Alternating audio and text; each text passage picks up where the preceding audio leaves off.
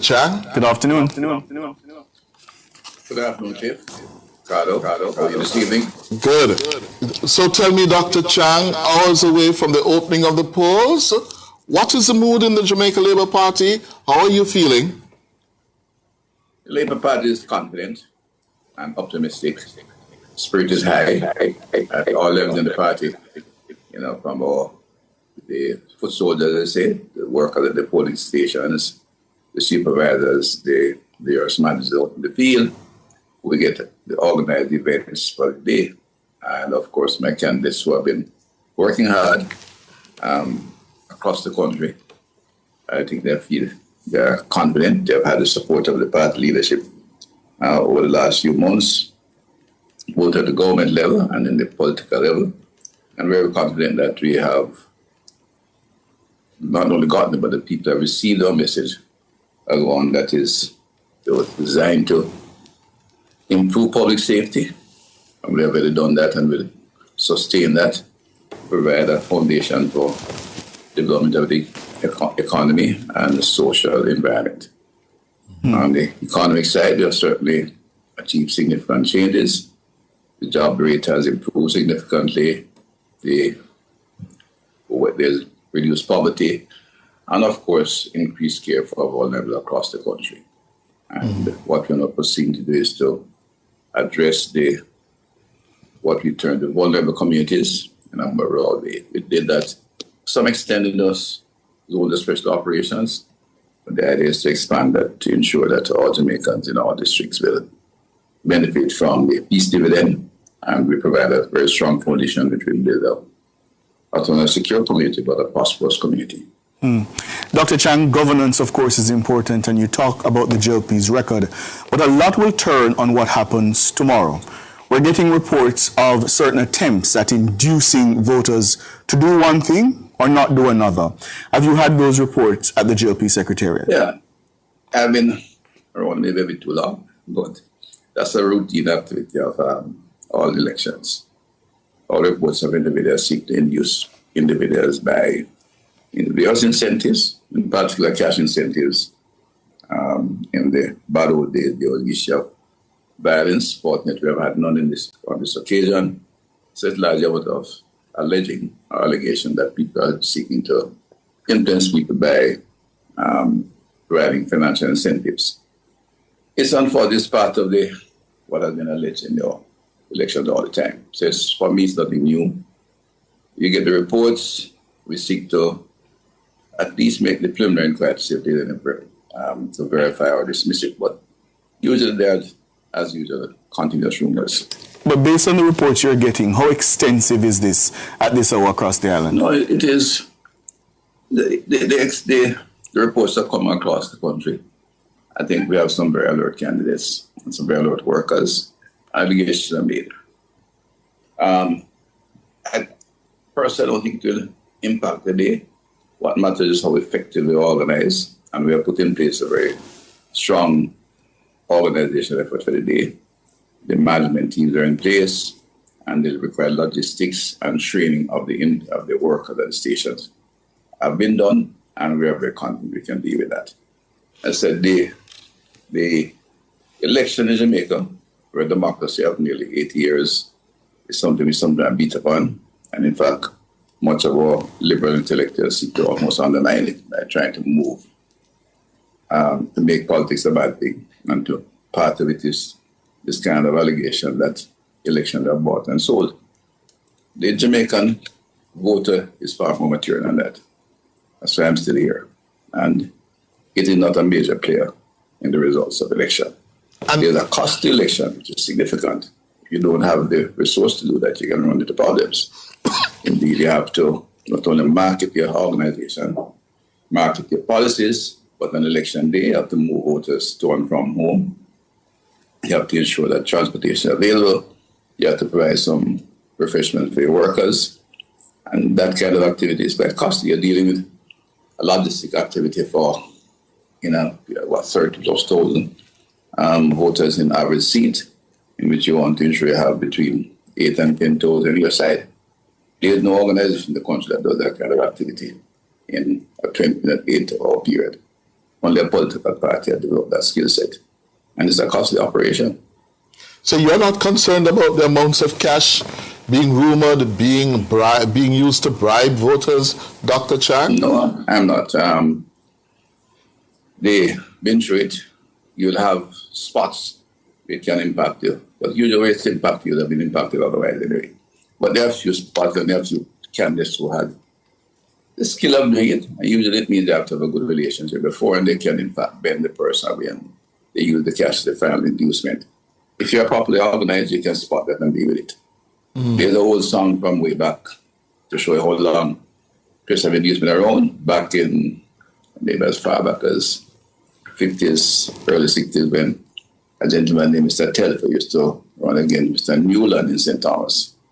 And it's still used today. The song was the floor for Telfer, but the vote is for Newland. So it's not that. I mean, there's two consensus where this was made to me. Look, one man is alleged is giving out $5,000 bills in shirts, and they say, all right, brother, we'll take the money is yours, but the vote is for the other man. And that has come to me in 2 or 3 consensus. I think the electorate, as I said, has grown and more mature. You know, a lot of the comments made by who may call people who should know better, intellectuals who are comfortable, is a bit disrespectful to the Jamaican voter. We have gone through 8 years of electoral democracy, voting within the constitutional time, changing government when they didn't have an opposition, and we stayed 5 years and changed government again, running a government with a 1-seat majority. In adjusting the economy, we operate at 7% NIR. Very few countries have survived, democracy have survived this kind of stress. You know, the Greek, which is the origin of democracy, where they tried 6% NIR and it turned the country upside down. Very few countries would go through no opposition in parliament and remain with electoral and time and no challenge in changing government. I hear you, Dr. Chang, on the virtues. We meet our people, but they are far more mature, and I think those of us who lead have to start be more assertive about the role and the responsibility and the privilege of Parliament. Bend to these intellectuals who I think are plain sophistry and don't regard them with any value, quite frankly. I hear you on the virtues of democracy, but what do you say at this hour to one of your workers who might be in Eastern St. Andrew or Eastern St. Thomas, who might have been offered the inducements? What's your message to them this afternoon? As I just said, yes, I mean, Dr. Chang got the money, but the vote is yours. And many of them, I have had instances in my own constituency in the early days when I was still would be regarded as a challenger. I said, Dr. Chang, you don't buy a drink this evening. I just get somebody. I'll buy a drink. The relationship between leadership and constituency is still the most powerful tool in democracy. And if you maintain your organization, maintain your contact, and work with the people, you can overcome these kind of challenges. I said there are costs associated, and some will forget that you spend more money. It goes both ways. The money you spend, the success of the money you spend, will depend on the relationship you have with your workers. Dr. Chang. You spend it. Fairness is a feature of Jamaican individuals. Dr. Chang, we're also getting reports throughout the day that several organized attempts have been made to call voters, potential voters, to not only elicit support, but also to offer them inducements, yes, as well as to canvass their support. Yeah, we had a discussion this morning where there's nothing wrong with canvassing the support of a caller. I think the legality question surrounds how you got that person's telephone number, yes? Has the Labour Party been involved in making calls at this late stage to woo voters? No. Many constituents who are organized have a list of their supporters with telephone numbers. In fact, where the legality may come in the earlier years when you had fixed lines and the telephone book was, the access to telephone numbers, and you may have done things to acquire that number from telephone company. I get it. You could purchase this. You could get this by having good friends there. And I think that could have been raised then. Today, I don't think that's particularly relevant. I guess if somebody hack the system for cable and wireless or for flow or data cell and get a large volume of numbers and start screaming out, that would be illegal. But generally what happens, a well-organized consortium go out and they canvass and they vote, they get both name, address, RRC number and telephone number. Mm-hmm. That's the standard operation. And if you're in an urban area or an area where you have that level of organization, calling at this point is routine again. What we don't like, and most people like, the robocalls, but calling an election, their telephone bank, the critical part of any constituency operation. Mm-hmm. Which means you call your voters, you speak to them, and you have people in the area that they know, call them to get them to the polling station. Yes. This in fact, is a reflection of the strength of our democracy. Mm-hmm. Those who don't like it are people who I think always looking to way to diminish our democracy. Mm-hmm. You've been crunching the numbers. You know them well. Tomorrow evening, 8 o'clock, 9 o'clock, where do you expect the Jamaica Labour Party to land? We'll have a comfortable majority, very comfortable majority. What do you define as comfortable? So comfortable, no, you know, to govern comfortable. Certainly beyond 32 or 33. I tell you how comfortable I am. I'm in general secretary for 2 elections. I stay in my constituency and observe, keep in touch. I'm sure this time, and not only because it may be the last one I do at this level, I'll be traveling into Belmont Road to be there to assist the Prime Minister in announcing the results. I'm sure the results will be positive. That's how confident you are? Yeah. Have you spoken to the Prime Minister today? Yes, of course. I speak to the Prime Minister pretty much daily. What's his mood? He too is very positive, optimistic. He has done a masterful campaign. He has traveled the country, and the style of campaigning has been very engaging. In fact, you're aware that we have had 3 mass meetings. The others were more driving through, engaging small groups. Even from the point of view of government, some people charge that it's abuse of government, it's foolishness. In democracy, there's an advantage to the incumbency.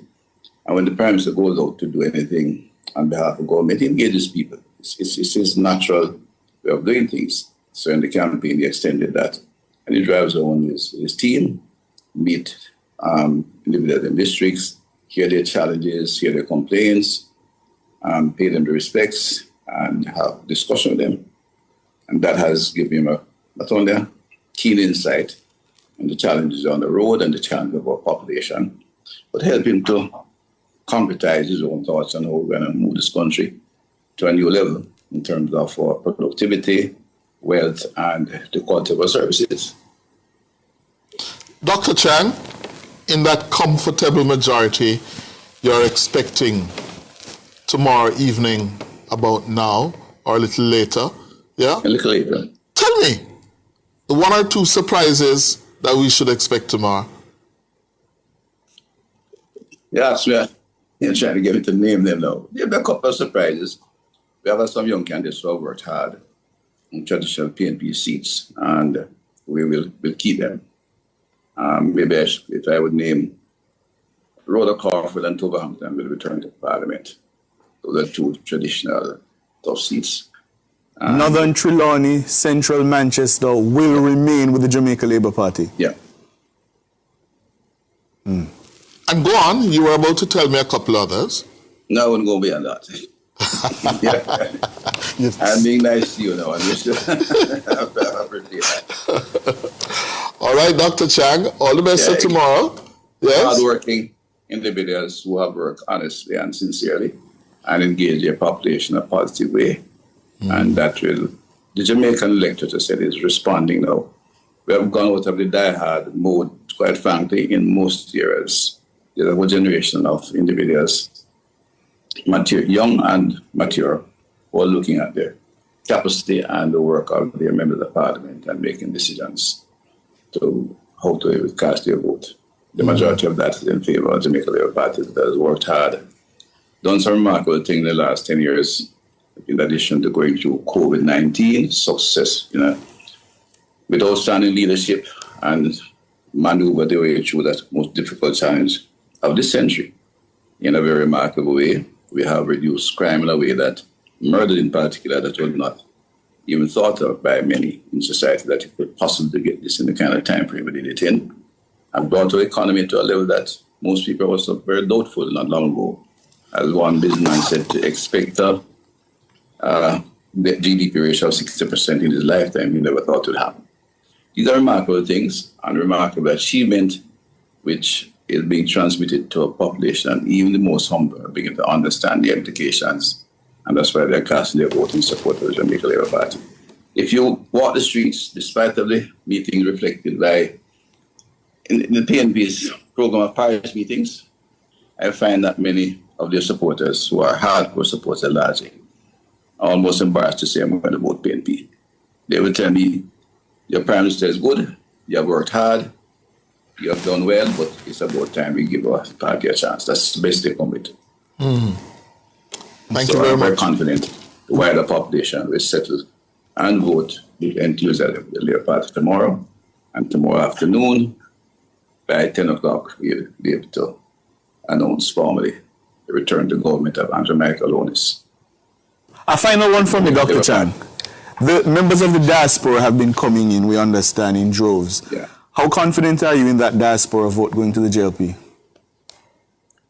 The diaspora votes reflective of Jamaican society. There's good enthusiasm among our supporters, so I expect a small margin, a majority coming from the diaspora. Okay, there's a committed hardcore people.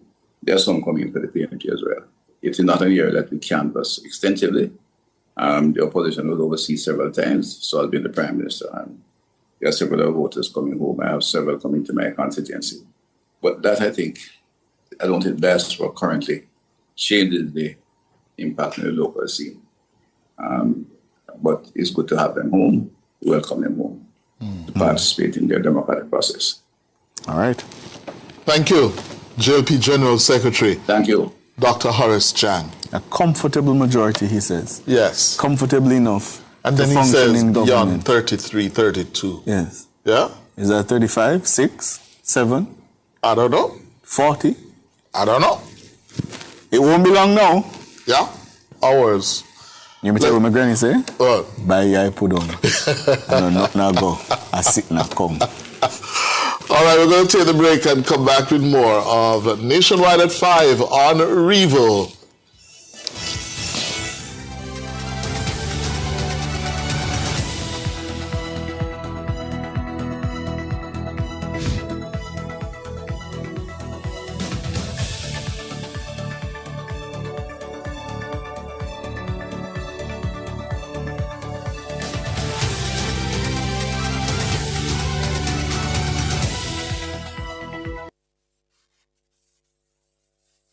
The time brought to you by Guardian Life. Live secure, live easy is 6 minutes after 6.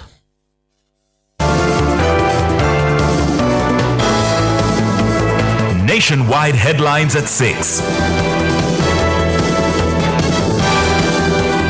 Good evening with the headlines at 6. I'm Mahiri Stewart. It's the race to 32. Jamaicans will go to the polls tomorrow to choose 63 members of parliament and decide which of the two major political parties will form the next government. The contest has shaped up to be one of the most closely watched elections in recent years.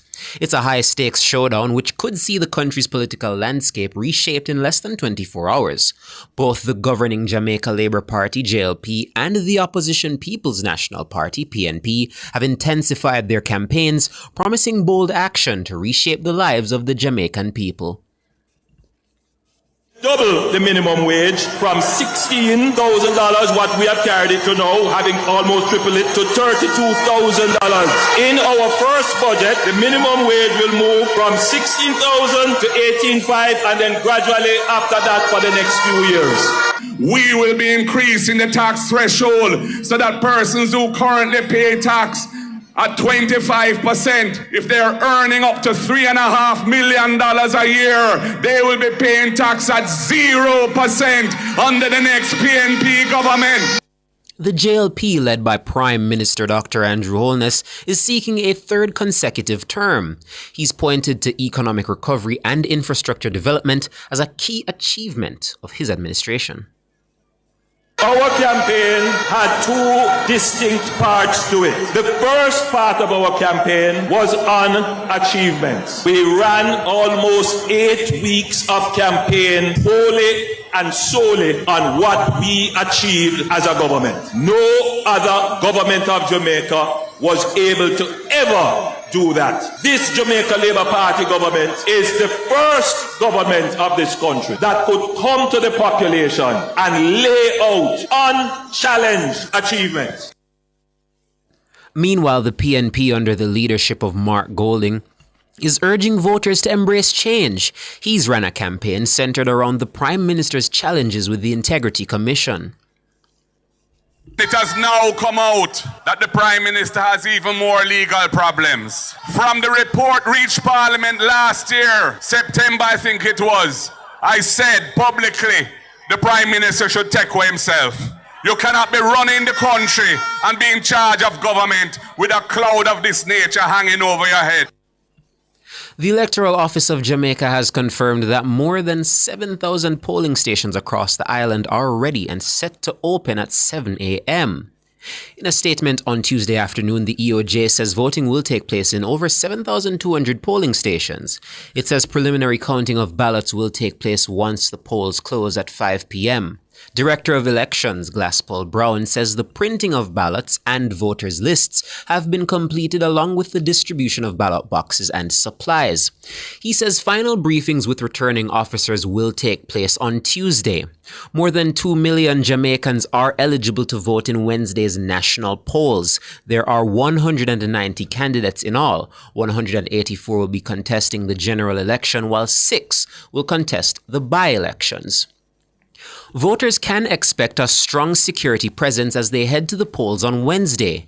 Head of the JCF's Public Safety and Traffic Enforcement Branch, PSTEB, ACP Dr. Gary Mackenzie, says police personnel will be deployed across all 63 constituencies to ensure peace and order throughout the electoral process.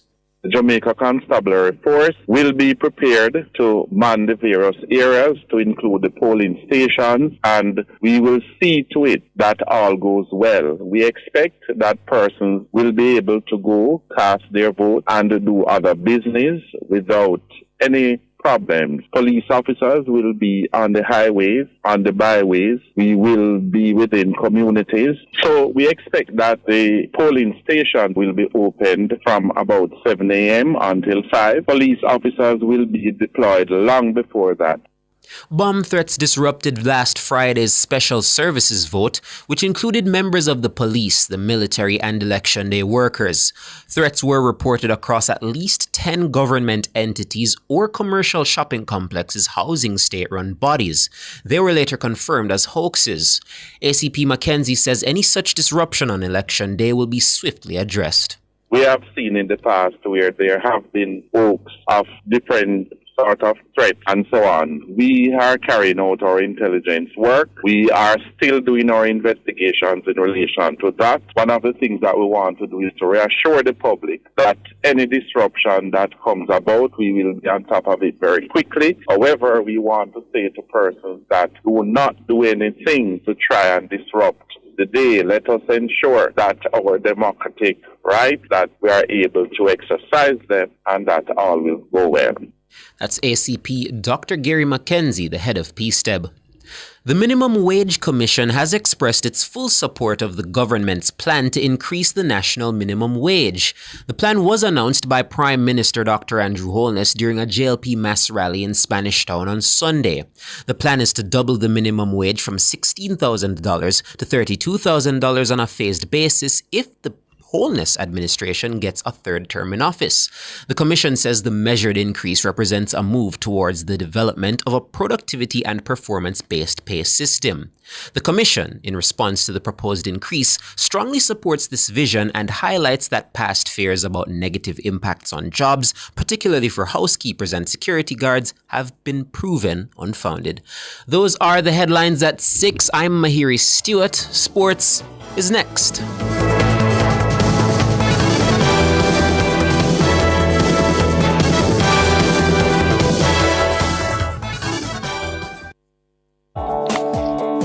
know that you can vote without the new voter ID card? Once you're registered to vote, that is, your name is on the voters list, you can vote in the upcoming election. If you don't have your voter ID card, visit your polling station on election day and our trained election day workers will assist you. That was a message from the Electoral Office of Jamaica. Want to reduce your high electricity bills? Then Peak Energy has the solution for you. From grid-tied to hybrid solar inverters with full lithium-ion battery pack. Installation and maintenance packages available. Visit us at Shop 1, 3 Mosquito Valley Road, Red Hill, St. Andrew. Call 876-279-8820 or 944-0668. Or email us at peakenergysolutionsja@gmail.com. Peak Energy for everything solar. Valley, we a big deal when we touch ground. Yeah, I can see when we're pulling up. Anything for the taste what we love. Barbecue, spicy and original, flavorful, crispy, irresistible. 3-piece with the fries and a Pepsi. Go get your one big deal, stop stress me. All when we depend the toilet, no left foot. It's a big deal. Anything for the taste of a juicy, crunchy, irresistible KFC, big deal. 3 pieces of delicious chicken, fries and Pepsi. KFC, it's finger licking good.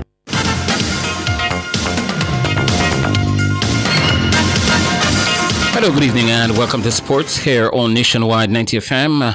My name is Wayne Walker. The government of Jamaica, through the Ministry of Sport and the Ministry of Tourism, is advanced in finalizing arrangements to reintroduce a Jamaica franchise to the Caribbean Premier League in August of 2026 through a public-private partnership.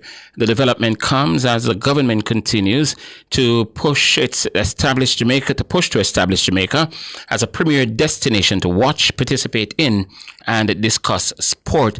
In this regard, Kingston is recognized as a strategic pillar for diversifying Jamaica's tourism offerings, aiming to create integrated visitor experiences that encompass business, heritage, food, cultural attractions, sport, and entertainment. The Minister of Tourism, Ed Bartlett, and the Minister of Sport, Olivia Grange, are working to conclude the discussions and to ensure the necessary arrangements are put in place for a new Jamaican CPL franchise come next summer. Minister Bartlett says sports tourism is a critical component in the experimental offerings of tourism for Destination Jamaica. Our Minister of Culture, Honorable Babsy Grange, and myself have been collaborating with CPL team and particularly the franchise holder in Jamaica to ensure that along with the cricket board, we are able to advance quality cricket offerings at Destination Jamaica. We are committed to working with the teams and we look forward to the outcomes that will inure to the constant building of sports tourism as a driver for our visitor arrivals and revenue in Jamaica. Grange said, that's Ed Bartlett. Grange says the discussions have been ongoing for a while now and they're going very well. According to Grange, they resolved many of the challenges and she's confident that they'll welcome a new CPL franchise to Jamaica in the new season. We have resolved many of the challenges and I'm very confident that we will welcome a new CPL franchise to Jamaica in the new season. I'm very optimistic about that. Minister of Sport Olivia Grange, CPL Chief Executive Officer Peter Russell says the Republic Bank Caribbean Premier League very excited at the prospect of a return to Jamaica. We're delighted that there's been significant investment at Spina Park and have had very fruitful and engaging discussions with government and other stakeholders about securing a 7th CPL team which will be domiciled in Jamaica for the 2026 season and beyond. We've already seen the tremendous impact that CPL has made on promoting host nations as premier tourism destinations. We therefore look forward to working with all our partners to achieve a similar success in Jamaica. That's Peter Russell, CEO of the Caribbean Premier League. England-born striker Bailey Tai Kadamar-Terry is brimming with joy after earning his first senior call-up ahead of Jamaica's opening 2 FIFA World Cup qualifiers against Bermuda on Friday and Trinidad and Tobago on September 9. Kadamar-Terry is the son of former Everton Premier League striker Danny Kadamar-Terry. Obviously, when I found out that I received the call up for the World Cup qualifiers, I were over the moon and can't wait to get going. Yeah, no, obviously I've wanted the call for some time now. I've been sorting my passport out, so then when I had the call from the coach and he told me that I'd be on this camp, I was delighted. The 18-year-old Kadamateri, who played under-19 and under-20 football for England, is currently on loan at League One team Lincoln City from Sheffield United. According to Kadamateri, Tuesday's first training session with the group went well, acclimatizing with his new teammates. Yeah, no, I had a good first session, got get along well with the boys, so yeah, looking forward to the camp. Bailey Tai Kadamateri. Olympic 200 meters champion Gabby Thomas will not compete at the 2025 World Athletics Championships in Tokyo after suffering an injury that has forced her to withdraw from the event. The 28-year-old American sprinter who won gold in the 200 meters at the Paris Olympic Games last year was expected to be a key contender for the world title. Thomas has been dealing with an Achilles injury since May, and it was exacerbated in July. Thomas and her coach, Tonya Buford-Bailey, have made the decision that there was not enough time for the injury to heal before the World Championships. In a social media post, the American said, "I understand that it will be disappointing for some track and field fans to hear this news, but I've finally come to the realization that it's okay to be human and to take care of myself. As an athlete, you always want to keep grinding, but sometimes you simply can't outwork an injury. Sometimes it's about patience and making the right decision for the long term. All the best to my Team USA teammates fighting for medals in Tokyo." Her absence will be a significant blow to Team USA's medal hopes in the sprint, especially as the team already faces stiff competition from Jamaica and the UK. USA Track and Field has not yet announced who will replace Thomas in the lineup. The 2025 World Championships, which begin on September 12 in Tokyo, will now see a reshaped women's 200 meters field, opening the door for rising stars and veteran rivals to vie for the title in Thomas's absence. At Sports.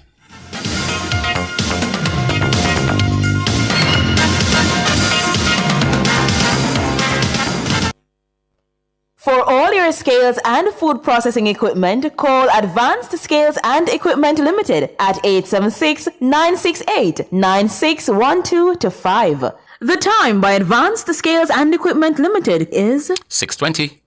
Jamaica's largest tile selection just got even bigger. Discover what's new at Active Home Center. With our latest arrivals, it's easier than ever to make your space truly unique. Explore ocean blues, botanical greens, and soft sandy neutrals that bring a calm, effortless vibe. From bold patterns to sleek, large format tiles in glossy or matte finishes, every room makes a statement. Shop now at Active Kingston and Montego Bay. Active Home Center. More savings, more choices.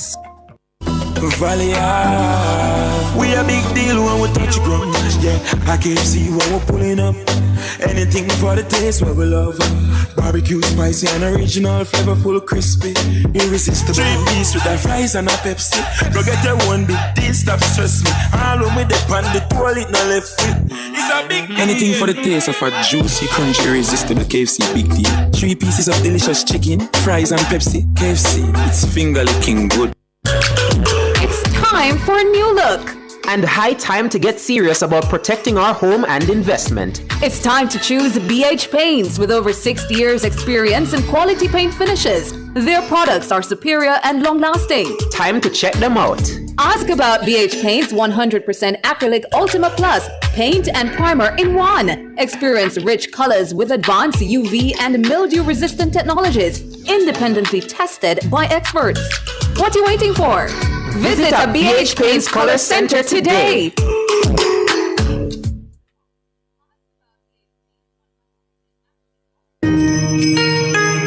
Track and Field's global showpiece heads back to Asia for its 2025 staging. The World Athletics Championships from Tokyo, Japan is live on Nationwide 90 FM.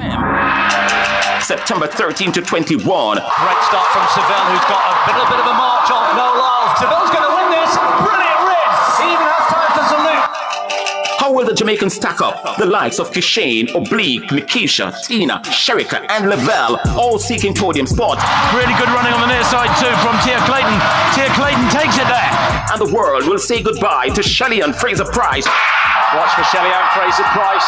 She brings the curtain down on her 18-year career. She goes back to where it all started. And she's going to do it.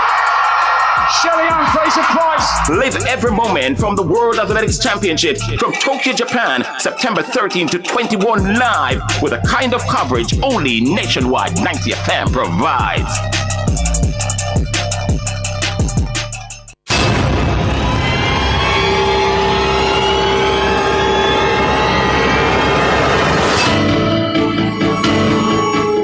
If it's in the public's interest, it's the nation's business during Nationwide at 5. The nation's business.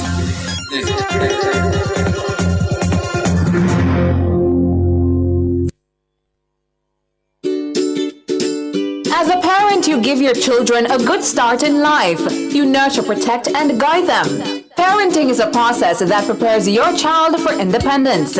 As your child grows and develops, there are many things you can do to help your child. Stay tuned to The Big Show, Nationwide this morning, for parenting tips. Fridays at 6:53 a.m. Only here will you learn everything you need to know about parenting. Tips to help parents navigate the incredibly challenging and rewarding journey of child rearing. Parenting tips on Nationwide at 90 FM, the revolution in media. Public Opinion is brought to you by Cleasing Industrial Supplies Limited, Industrial Automation and Control Solutions.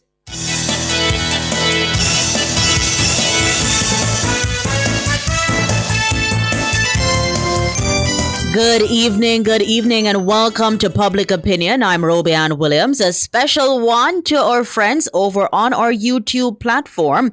Thank you so much for tuning in. We ask you to weigh in live in the comments section like you've always been doing on today's Public Opinion. It's the race to 32. That's our coverage, and tomorrow is indeed the day. Political fortunes will rise and fall come the evening of September 3. We, Jamaicans, we the people, will go to the polls tomorrow to choose 63 members of parliament and decide which of the two major political parties will form the next government. The contest has shaped up to be one of the most closely watched elections in recent years. I mean, it's high stakes. It's a high stakes showdown tomorrow, and we've seen both political parties on the campaign trail.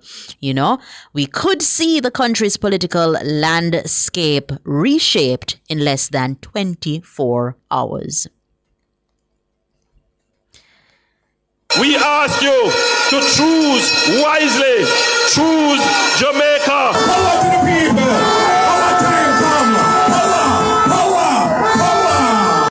All right. It's exciting times. In Public Opinion, I want you, the people, especially over on our YouTube platform, to answer this question, the question of all questions. Which party will win Wednesday's general election? I'm counting on you now to tell me, and I'm going to go on over to our YouTube platform for you to tell me which party will win Wednesday's general election. So let's go. Already I'm seeing Davnet with green hearts. Philip Jackson saying achievement, JLP win-win. NOJ, JLP. I'm seeing JLP coming from Andre Dean. Put your X beside the bell. He's saying 50 seats for JLP and 13 for PNP. See the projections coming in. Skyju says PNP will win 43 seats. I'm seeing JLP, my party, the People's National Party. That's coming from Michael Wright. The Jamaica Labour Party coming from Tari. Kevin L saying the JLP. I'm seeing green hearts. I'm seeing yellow hearts. PNP, the all the way. Time comes, says Nev.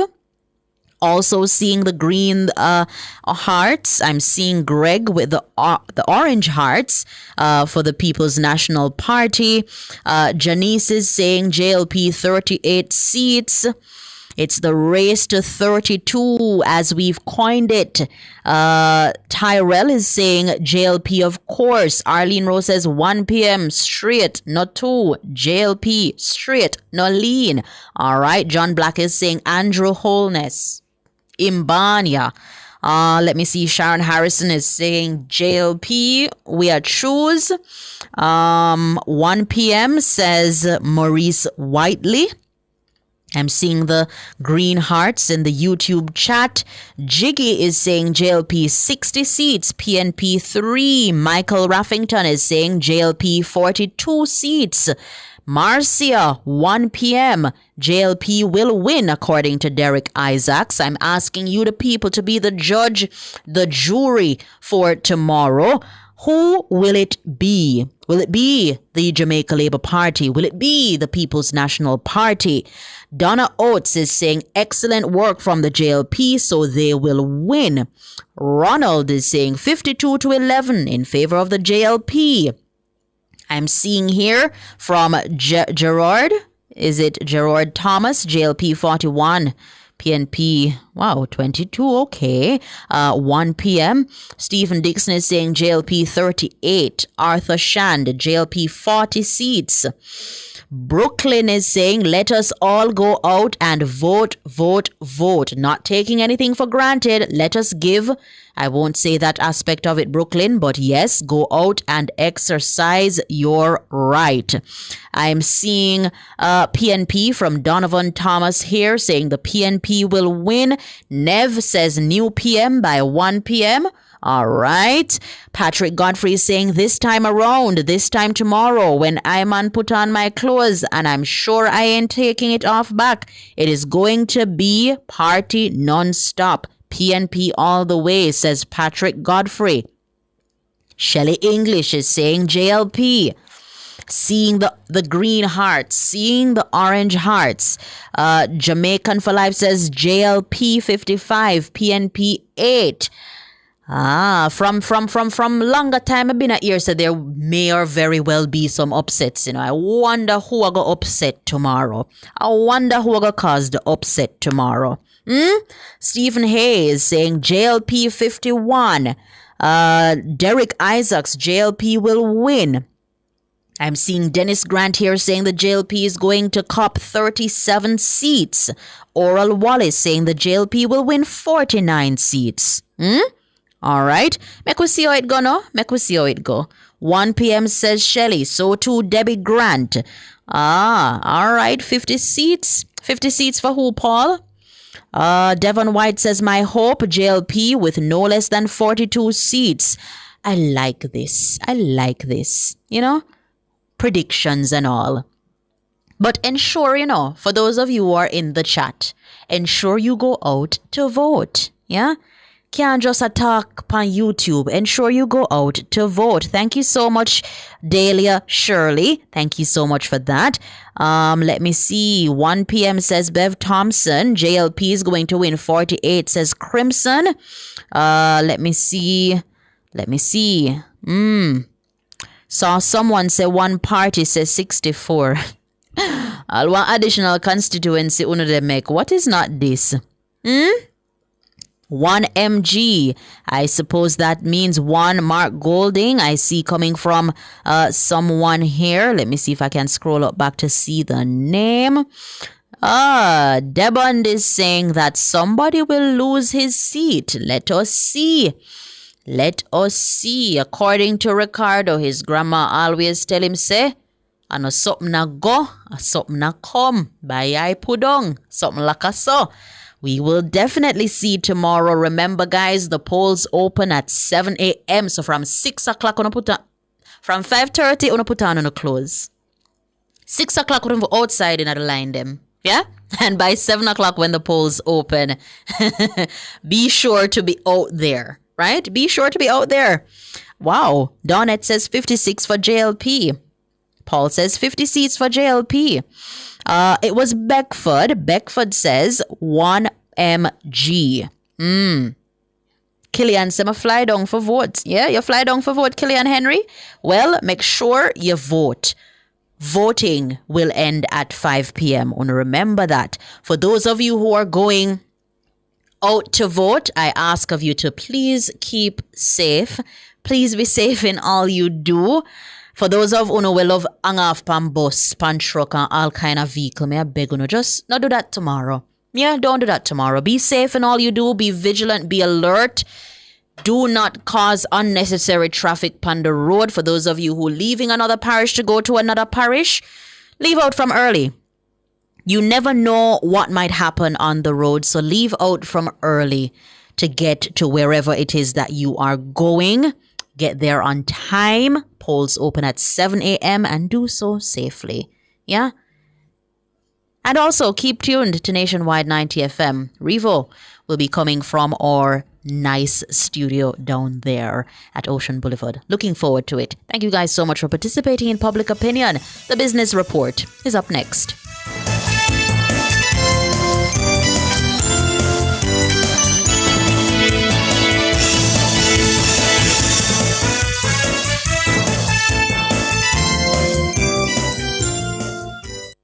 Public Opinion was brought to you by Cleasing Industrial Supplies Limited, Industrial Automation and Control Solutions. Drive the most exciting new vehicles in Jamaica. Schedule your 2024 Ford Ranger pickup or Ford Everest 7-seater SUV test drive now. Call or visit KIG today. The time by KIG is 6:34. Visit Marshall's Pharmacy, Greater Portmore for all your prescription needs, gifts, personal care, household and stationery items. The temperature by Marshall's Pharmacy, Greater Portmore is 30 degrees Celsius in Kingston, 29 out west in Montego Bay.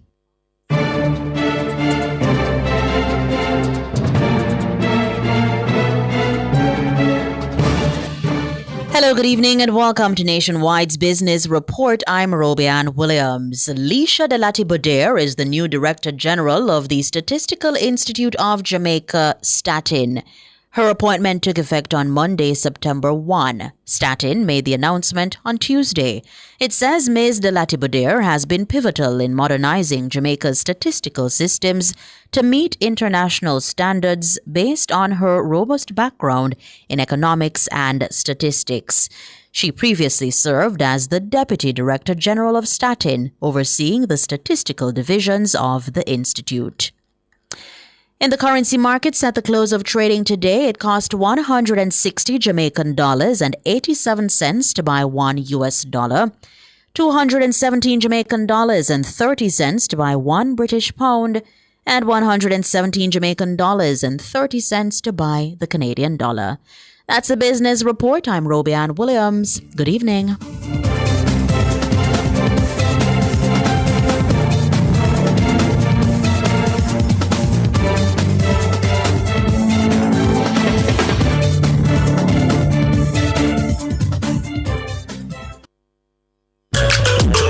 Time for a new look.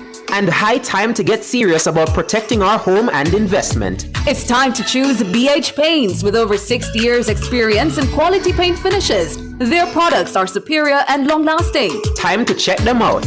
Ask about BH Paint's 100% acrylic Ultima Plus paint and primer in one. Experience rich colors with advanced UV and mildew-resistant technologies, independently tested by experts.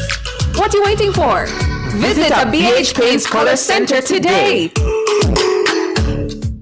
Spring into style with Unique Living. Upgrade your home with our extensive range of products. Get sleek shower panels, stylish vanities, LED and non-LED mirrors, plus kitchen sinks, closet solutions, ceiling fans, and more. Available in various finishes and sizes. Visit shop number 630 Dunrobin Avenue, Kingston 10. Call 876-755-3661 or visit our website at www.uniquelivingja.com. Don't wait to spring into style with Unique Living. Getting ready for school is as easy as KB.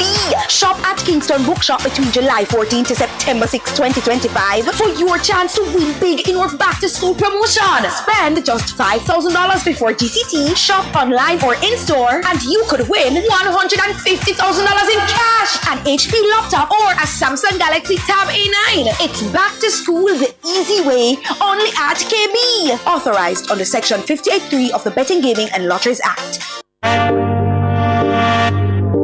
This is the World Championships Athletes Profile.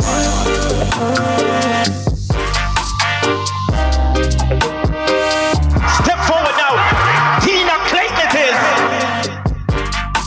Tina Clayton has been readying it up. Tina Clayton heads to her first World Senior Championships as the national champion of Jamaica. Bang out quickly, Fraser Price is out well. So to Tina Clayton. Tina Clayton comes forward. So to the Shericka Jackson. Tina pulls up. Tina's still there. Tina Clayton, Shericka Jackson and Shelly and Fraser Price. Tina Clayton gets the win this evening. An injury ravaged 2024 forced her to sit on the sidelines and watched as her twin sister Tia captured the headlines at her first global event, the Olympic Games in Paris. Tina is without question at the forefront of a group set to take Jamaica's female sprinting into the future. Well, every athlete who wears that yellow vest in the sprints for Jamaica carries a certain responsibility, and at the moment Tina Clayton's carrying it very well, that she's a metre clear of the rest. There can be no better place to start than at the World Championships. In addition to beating the likes of Shelly and Fraser Price and Shericka Jackson at the Nationals, Tina finished a creditable second at a meet in Hungary against world-class field. Tina has got the two premier female sprinters in the world today in her sights, Melissa Jefferson Wooden and the Olympic champion Julian Alfred. To stay healthy, that's the main focus for me. I feel really great, and I think everything that have happened this year is based on the setbacks that I had over the years. And sometimes, you know, when things ain't going right, you want to give up, but there's always a little voice to not give up. The 20-year-old bows into action on the first day of competition in Japan. Clayton there in lane 5. God bless got away well, but now Clayton's well into a running. Jackson's got something to do, but it's going to be Clayton who's running away from the field, and she's won this in emphatic fashion. You can follow her progress on Nationwide 90 FM.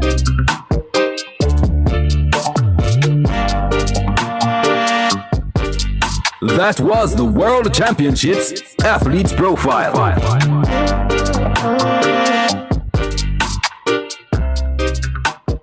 It's Monday, get over your blues.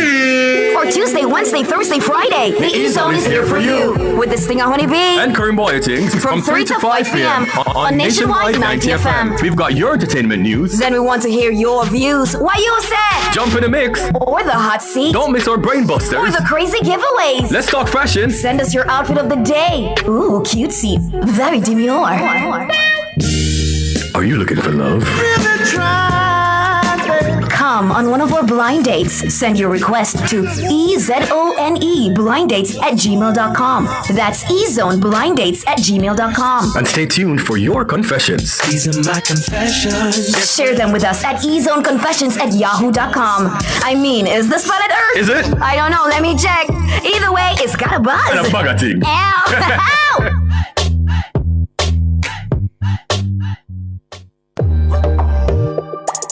I'm Dennis Brooks. I'm Alan Campbell. I'm Floyd Green. And I'm Garth Williams. Catch us on the Jamaican Dads podcast right here on Nationwide 90 FM, Thursdays at 8 p.m. with a repeat on Sundays at 6 p.m. The Jamaican Dads podcast is all about providing men with a healthy, safe, and functional forum to tackle many of the taboo topics that concern our masculinity. Like everyone else out there, we're dads of varying amounts of experience who come from different backgrounds and often view the world differently. We're definitely not perfect, but we are all brethren and we're all committed to this piece of rock called Jamaica. Too often, there are no safe spaces for men to explore the issues which are important to us. Plus, most of the content out there about parenthood is produced by women, for women. So we think it is important that we be the change we want to see. Follow us on YouTube, Facebook, Instagram, and Twitter at Jamaican Dads with a Z. And definitely join us here on Nationwide 90 FM every Thursday at 8 p.m. with a repeat on Sundays at 6 p.m. for the Jamaican Dads podcast.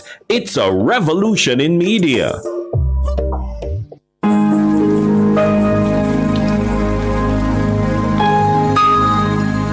Hi there. Here's some good news for these trying times. Quote, "By God's word, I can see where I'm going.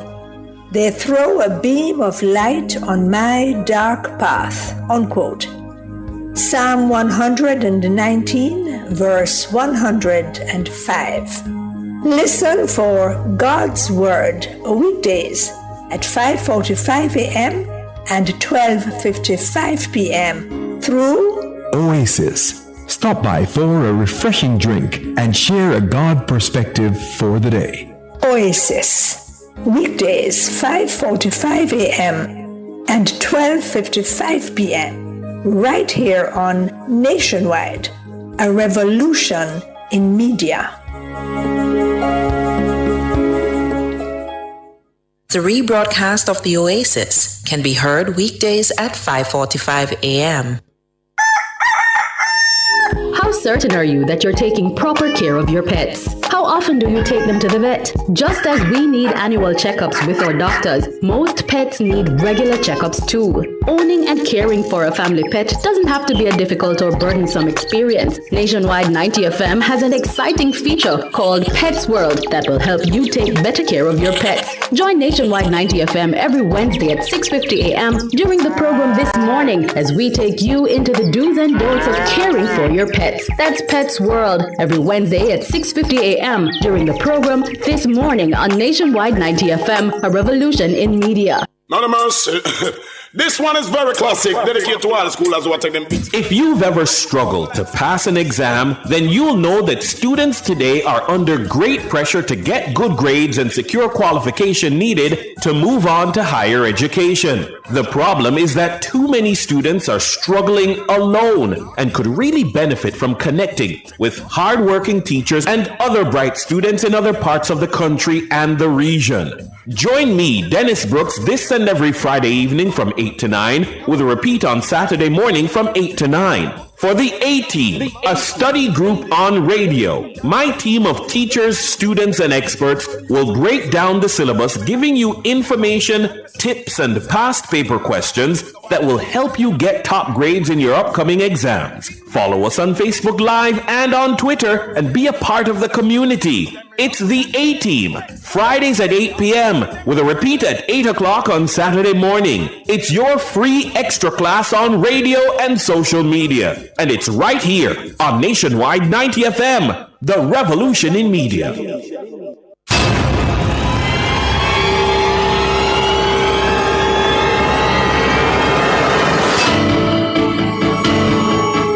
If it's in the public's interest, it's the nation's business during Nationwide at 5.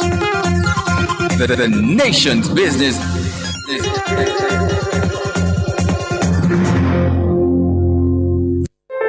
As we grow older, there are many challenges that we have to confront, but these years can represent the best in our lives. Coming of Age during Nationwide This Morning on Thursdays explores issues persons 50 and over confront. It also provides expert opinions on how we can improve the quality of our lives as we get older.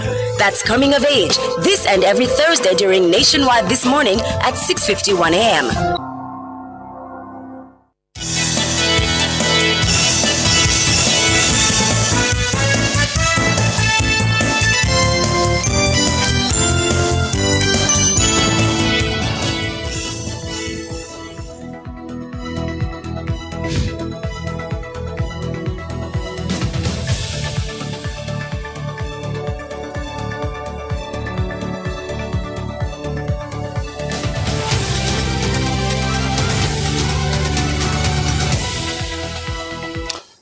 It's the eve of the September 3 general election.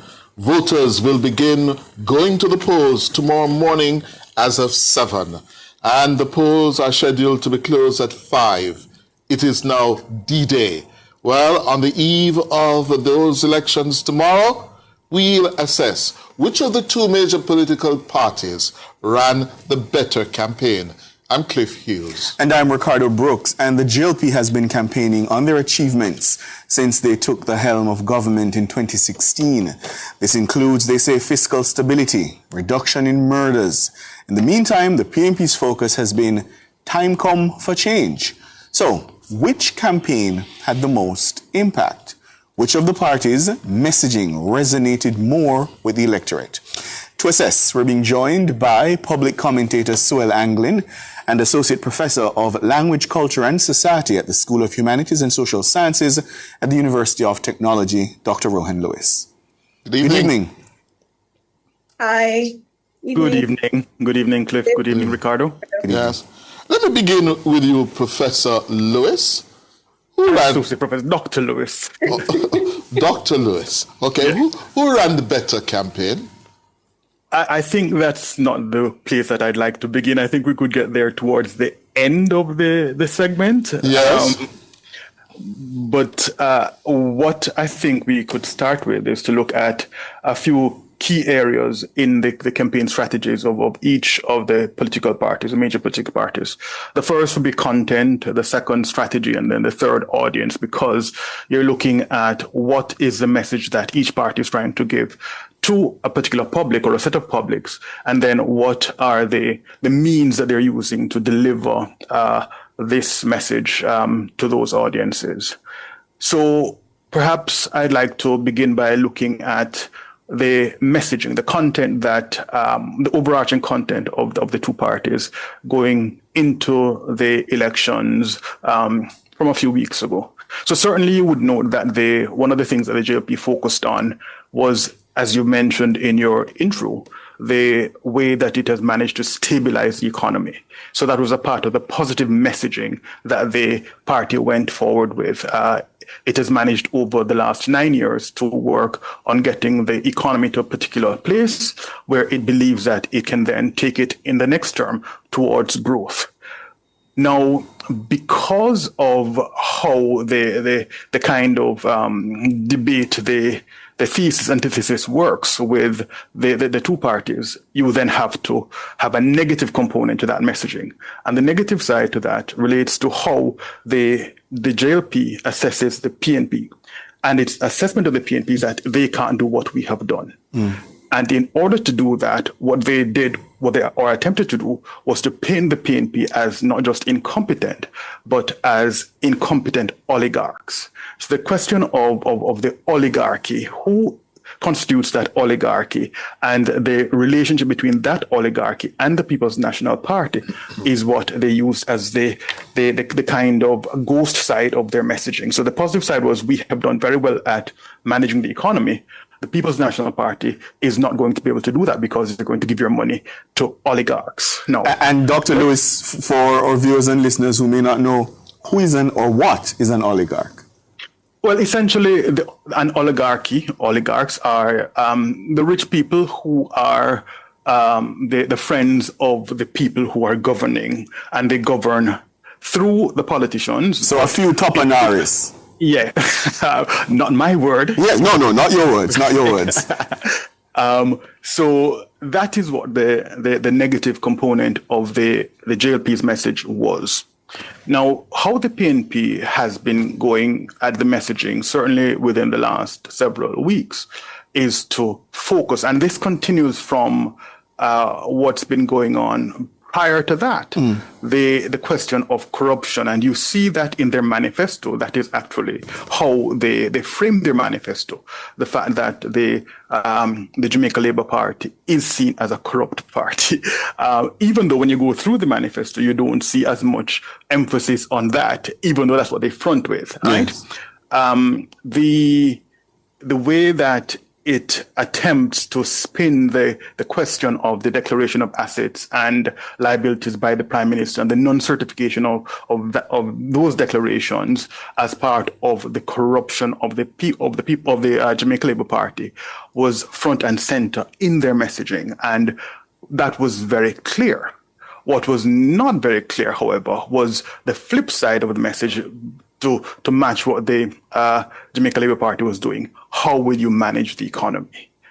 So whereas the JLP had positive content and negative content, the PNP leads with, and this is in public now, negative content. You are corrupt. You're a corrupt party. Now, in my discussions with PNP operatives, part of what they did say is that they were mobilizing their base on the ground. So organizing them around that negative message. Around messages. I don't know if it's necessarily the negative message, but they organize them around various messages and getting them to vote. Because part of the calculus is that they have a larger base than the Jamaica Labour Party. Which leads to the next point in relation, and perhaps, I don't know if you want Suel to come in. Right, because I want to hear Suel on the potency of that strategy, which is to organize the base around what I'm going to call negative messaging, this idea of the government being the most, and they've said it, the most corrupt in history. consistently hammering the Prime Minister on the lack of certification.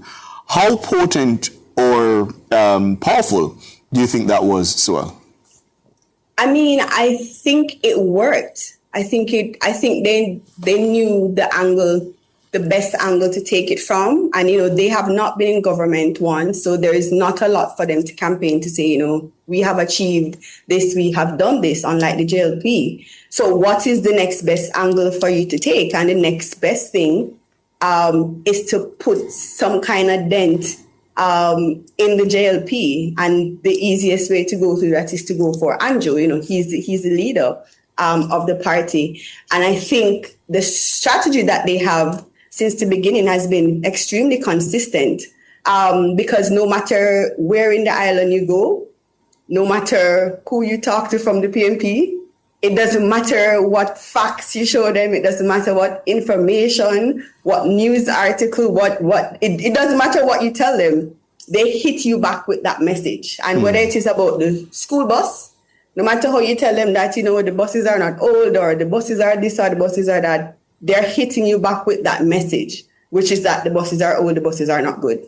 And it doesn't matter if you talk about crime, they're going to hit you with the same thing. So I think denting Andrew's character, because I think one of the strong things that Andrew has going for him is that over the time since he has been the leader of the Jamaica Labour Party, is that we have grown with Andrew as a leader. We saw from he came in, like lots of people had doubts about him. People didn't, think he could be the leader, that they wanted him to be. And we watched as he grew. And I think this election, he really stood in that confidence of a leader.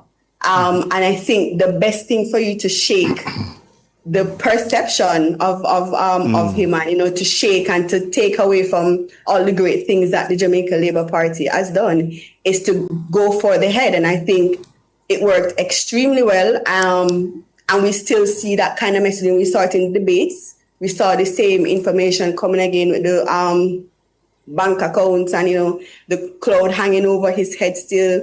And they use specific words. It's almost like they wanted to create imagery because that also resonates better with people.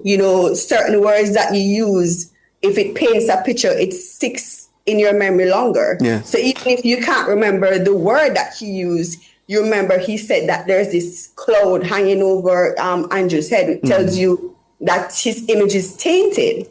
And so I think those messages, no matter where you go across the island, you hear people coming back with that same rhetoric. So I think that's one of the strengths of the campaign run by the People's National Party, is that they had a strategy, a very clear strategy, a very easy strategy to join and to be a part of. And I think it worked extremely well. It worked extremely well. How do you come down on that? Suel, what do you use? And let me tell you why I ask. Yes. As of this moment, Andrew Holness and the Jamaica Labour Party, by any addition, subtraction, whatever, of the two national polls, is still very competitive. Indeed, the two national polls that have been done show his favorability and approval rating still ahead of Mark Golding's. And after 10 years, 9-10 years at the helm, he's in with a good chance tomorrow. So I'm trying to see why you'd say it worked extremely well. They have not been able to decapitate the Labour Party leader.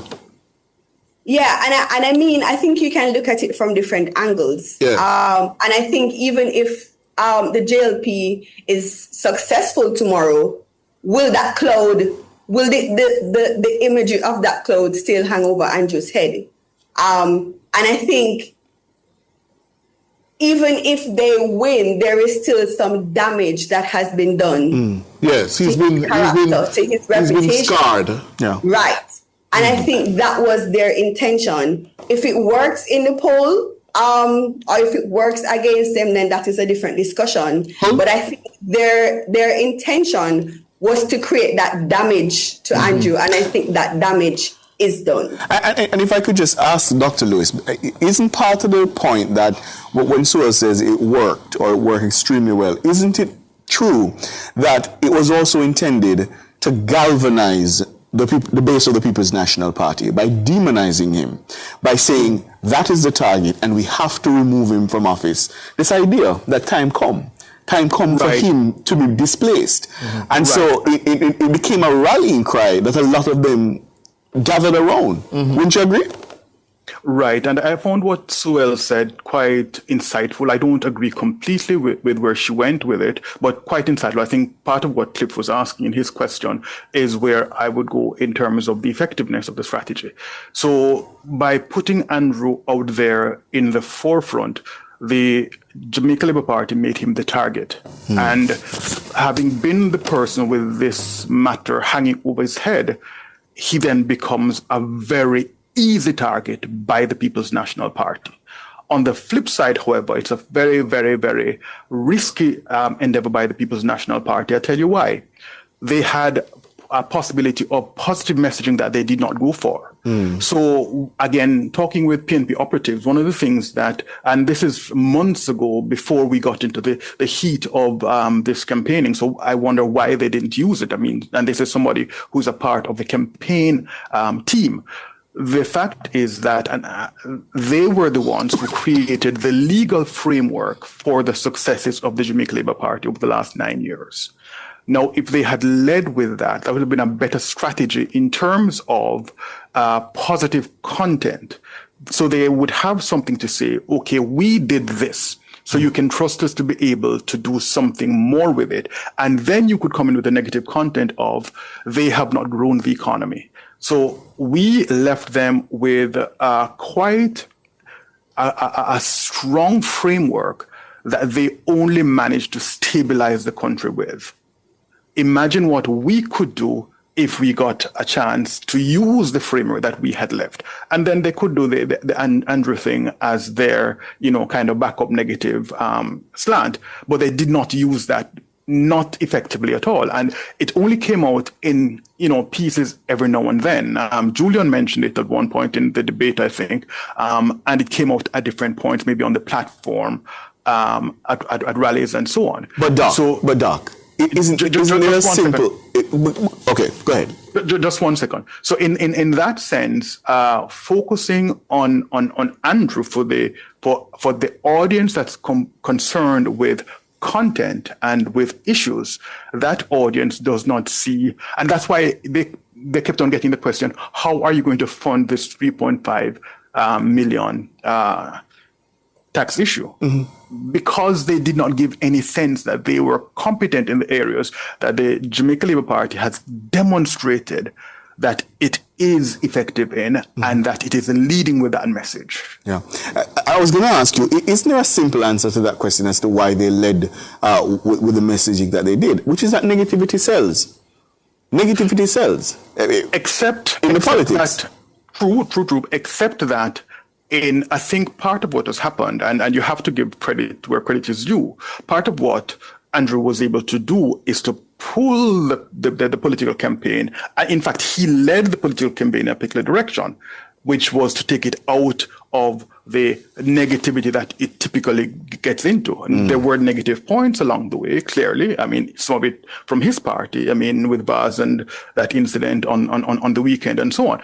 But in general, the campaign has not been the kind of negativity-led campaign that we have seen. And you hear him saying all the time to his party that we are not leading a negative campaign. So, and the People's National Party, to a large extent, has had to follow him with that message. So I'm not sure that their lack of positive content is about that. You see, because their campaigning has not been as negative as it could be. It's not the typical negative campaign that one gets, and that one has seen over the last several decades. It's not. They're in a completely different ballpark, and that's perhaps part of what has shocked the People's National Party. Because every time they attempt to pull everything back in that direction, there is this thrust away from that direction. You follow? Yeah. But this one issue, and this is the Jamaica Labour Party's fault, this one issue, this primary issue of the Integrity Commission, is their burden to bear. And they're the ones that cause that to be something that could stick. Most of the other negative elements of campaigning, those were absent. But this one, and I wouldn't call that negative in the sense of the kind of negativity that one sees in campaigning. This is something that they're calling on the Prime Minister to account for. All right. And they're saying that the party is corrupt because of this. Dr. Lewis Anglin, hold the line for us, please. We're up on a break. We'll be back.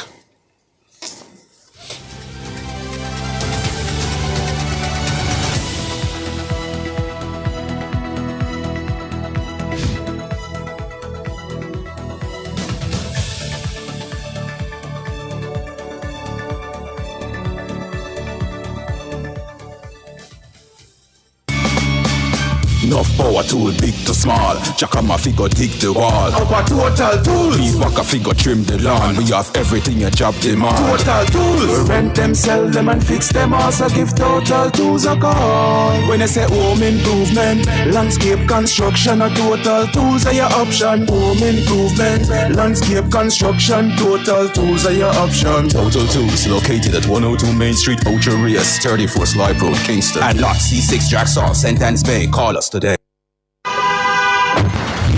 Want to save money and still protect your engine? Get Chevron Supreme Sin Blend Motor Oil, the blue bottle with a silver stripe. Now upgraded to synthetic blend, so your engine runs cleaner, longer, and stronger. Now available island-wide at service stations and leading auto parts stores. Ask for Chevron Motor Oil, your favorite blue bottle with a silver stripe. That's Chevron Sin Blend, your engine, good friend.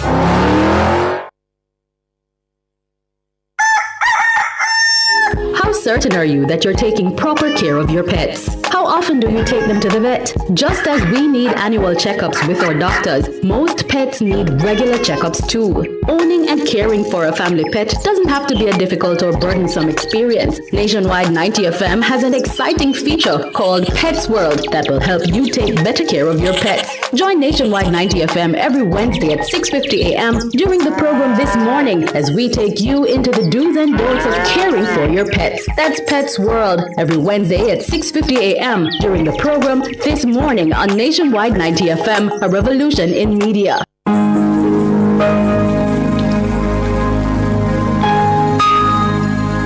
Hi there. Here's some good news for these trying times. Quote, "By God's word, I can see where I'm going. They throw a beam of light on my dark path." Unquote. Psalm 119, verse 105. Listen for God's Word weekdays at 5:45 a.m. and 12:55 p.m. through Oasis. Stop by for a refreshing drink and share a God perspective for the day.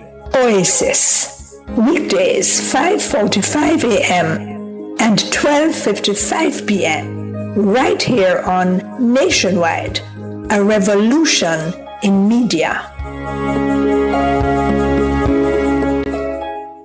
The rebroadcast of the Oasis can be heard weekdays at 5:45 a.m. Do you have a consumer-related issue? Want to learn more about matters concerning you as a consumer? Well, keep it locked to Nationwide 90 FM for the Consumer Hour with me, Nora Gay Banton, weekdays from 9 to 10 a.m. For all your consumer-centric matters, stay tuned to the Consumer Hour on Nationwide 90 FM, a revolution in media. As we grow older, there are many challenges that we have to confront, but these years can represent the best in our lives. Coming of Age during Nationwide This Morning on Thursdays explores issues persons 50 and over confront. It also provides expert opinions on how we can improve the quality of our lives as we get older.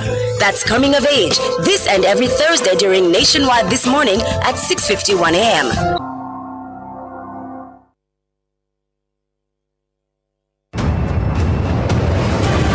Looking to rent a fully operational production studio? Then Nationwide 90 FM has got you covered. We have flexible options to meet your recording needs any day of the week. Monday to Fridays, 9 a.m. to 8 p.m. Saturdays and Sundays available upon request. Bookings must be made in advance. Call us today at 630-1210. Let us help you reach your production desires.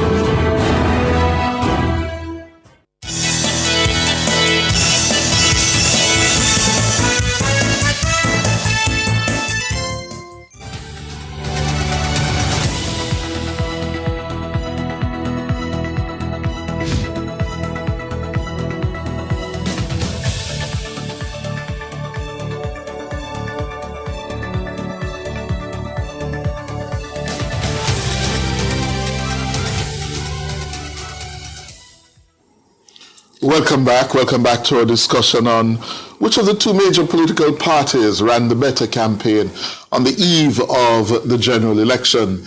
And we have with us public commentator Suella Anglin and Associate Professor at the University of Technology, Dr. Rohan Lewis. Dr. Lewis, you started off the tutorial on this by speaking to message, content, and a third thing. What was that? So we were talking about the content, the audience, and the strategy. So how the message was delivered, or how the messages are delivered. Well, take us to strategy now, please. So we're looking at the how, the vehicles of delivery. And one of the things that I noted, and this is not going to be, or shouldn't be taken as, more than face value, because I have not done any kind of empirical study, and that couldn't be done, for this kind of engagement. But whatever algorithms were being engaged for the Jamaica Labour Party were getting to all kinds of people all over the place. So Andrew was lifting babies all the time. Andrew was going back to some baby he had missed at some point, and then the baby is glad to see Andrew. Andrew is going into a community, and it's the first time a community is seeing a prime minister. So that was being done for a particular demographic, a certain age group. That age group typically is the younger voters, mostly on Instagram. I'm not on TikTok, but I understand that some of that would have taken place on TikTok. Not heavily on Facebook, so you know that the demographic that's older, like in my age group, was not the one that they were going for. But you did find later on a lot of engagements on Facebook as well. So what you see happening was that they're focusing heavily on using platforms that are going to reach a particular group of voters. New voters, one assumes, because of the type of platform that was being used by the Jamaica Labour Party. The People's National Party, I wasn't able to get a sense of what they were doing from early.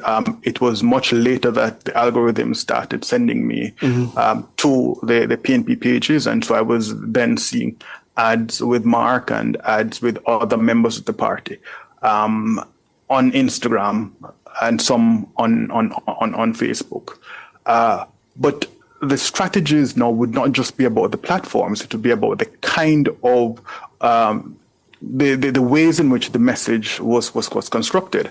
And part of what you see happening with the Jamaica Labour Party is to focus on the leader, but the leader having a team. I think they learned from the last time when you would have seen Dr. Nigel Clark going on the debate and talk about the JLP under the leadership of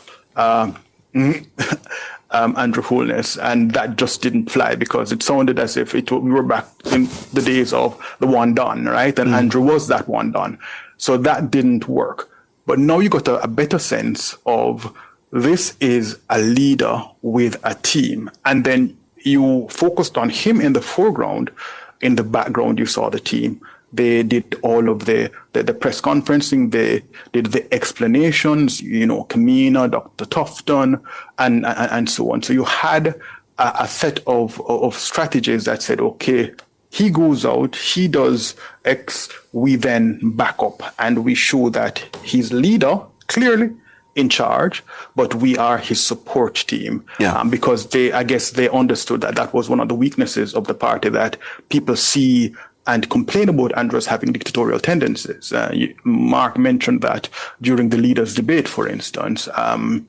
And he has a history that they could point to that says this man has tendencies, the signing of those undated letters for the senators in regard to very specific constitutional arrangements, and so on. So that was part of their strategy to counter that potential negative messaging in relation to Andrew. And then they did that with a number of other things as well. Let me ask Sewell about the platforms, because Andrew Holness employed a unique strategy, where you were almost allowed, Sewell, to spend a day with him on TikTok. So for the entire day, he'd start in the morning, around about 9, 10 o'clock, and up to 1, 2 in the morning, he was still live on TikTok. He was taking questions. He was outside of a car through the roof and driving along and taking questions while greeting people. So he was at once greeting people on the ground and greeting people in the digital space. What did you make of that as a communication strategy? I mean, I think it was brilliant. I think that's one of my favorite parts of the JLP campaign, was just how cohesive everything felt. Everything felt like it complemented the next action and the next action and the next action. And I think in this day and age, where because of content creation and third-party content creation being such, a huge focus, a part of our lives, I mean, everybody wants to, do something on TikTok. They want to invite you in their life, like I'm going to a party, to watch them get ready, going to a party, like you're going to church. So like people have grown with this almost intimate relationship with these platforms. And I think the JLP wanted to take advantage of that. And again, who is the best person to put in that light? And I think Andrew was perfect. He is a people that people have, like I said initially, we have grown with this man over the years. We have seen him move from stage to stage. And so I think in this almost final part of it, it was almost like we got to invite him into our space, and he got to also bring us along on that journey. And I think it worked well. I mean, every day you wake up, it was something else. And I think I tweeted a few days ago that when you watch these videos, there is like a certain emotional appeal and energy that just oozes from it. And I think it plays into, even if you don't like Andrew, or even if you're not a Labourite or whatever, when you watch those videos, there's some emotion that moves into you. And I think that played a part in the favorability rating. I mean, we have seen that rating grow over the last few months. And I think him being humanized in a way when the other party was trying to demonize him, they're like, oh no, but let me show you that I am one of you too. Yes. I was born in poverty, I know what it feels like to wake up early and to walk to school and, to be with your mother, and that sort of thing that almost all of us can relate to at some point in our life. And I think it was almost like a juxtapose in a way, because here is the PNP trying to say, this man is this person, and he's a thief, and he's this and he's that, and here is Andrew walking to, he's like Dr. Lewis mentioned, he's hugging the children, he's talking to the old lady, he's in the bar, he's greeting the people, in such a friendly way. And it also made him seem, and I think that was the point of everything, I'm one of you.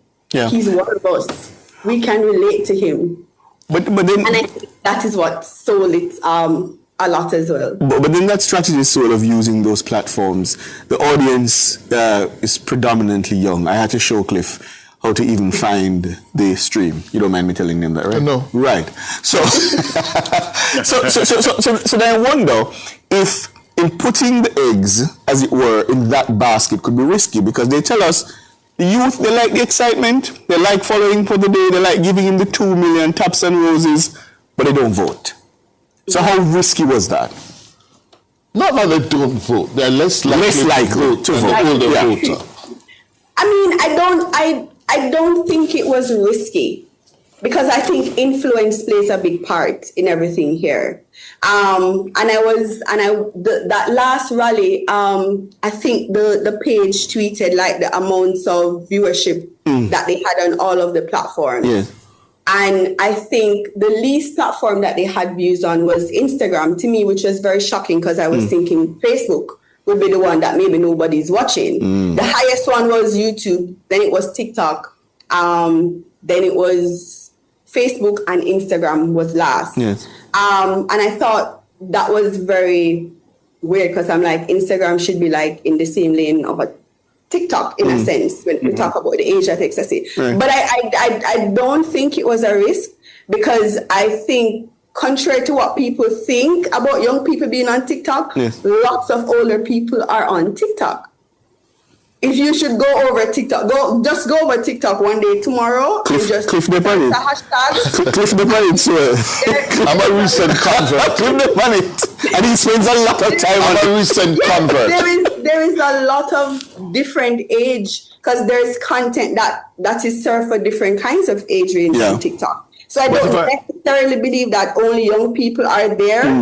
I think you have different ages, but I think influence is the key thing here, because if you have that one video of Andrew with that baby, lifting up that baby, and if everybody is talking about it, if I'm in a household, for example, I live in a house, my mother is there and my grandmother and my auntie crossed the road, and all of us out the door talk one Friday night.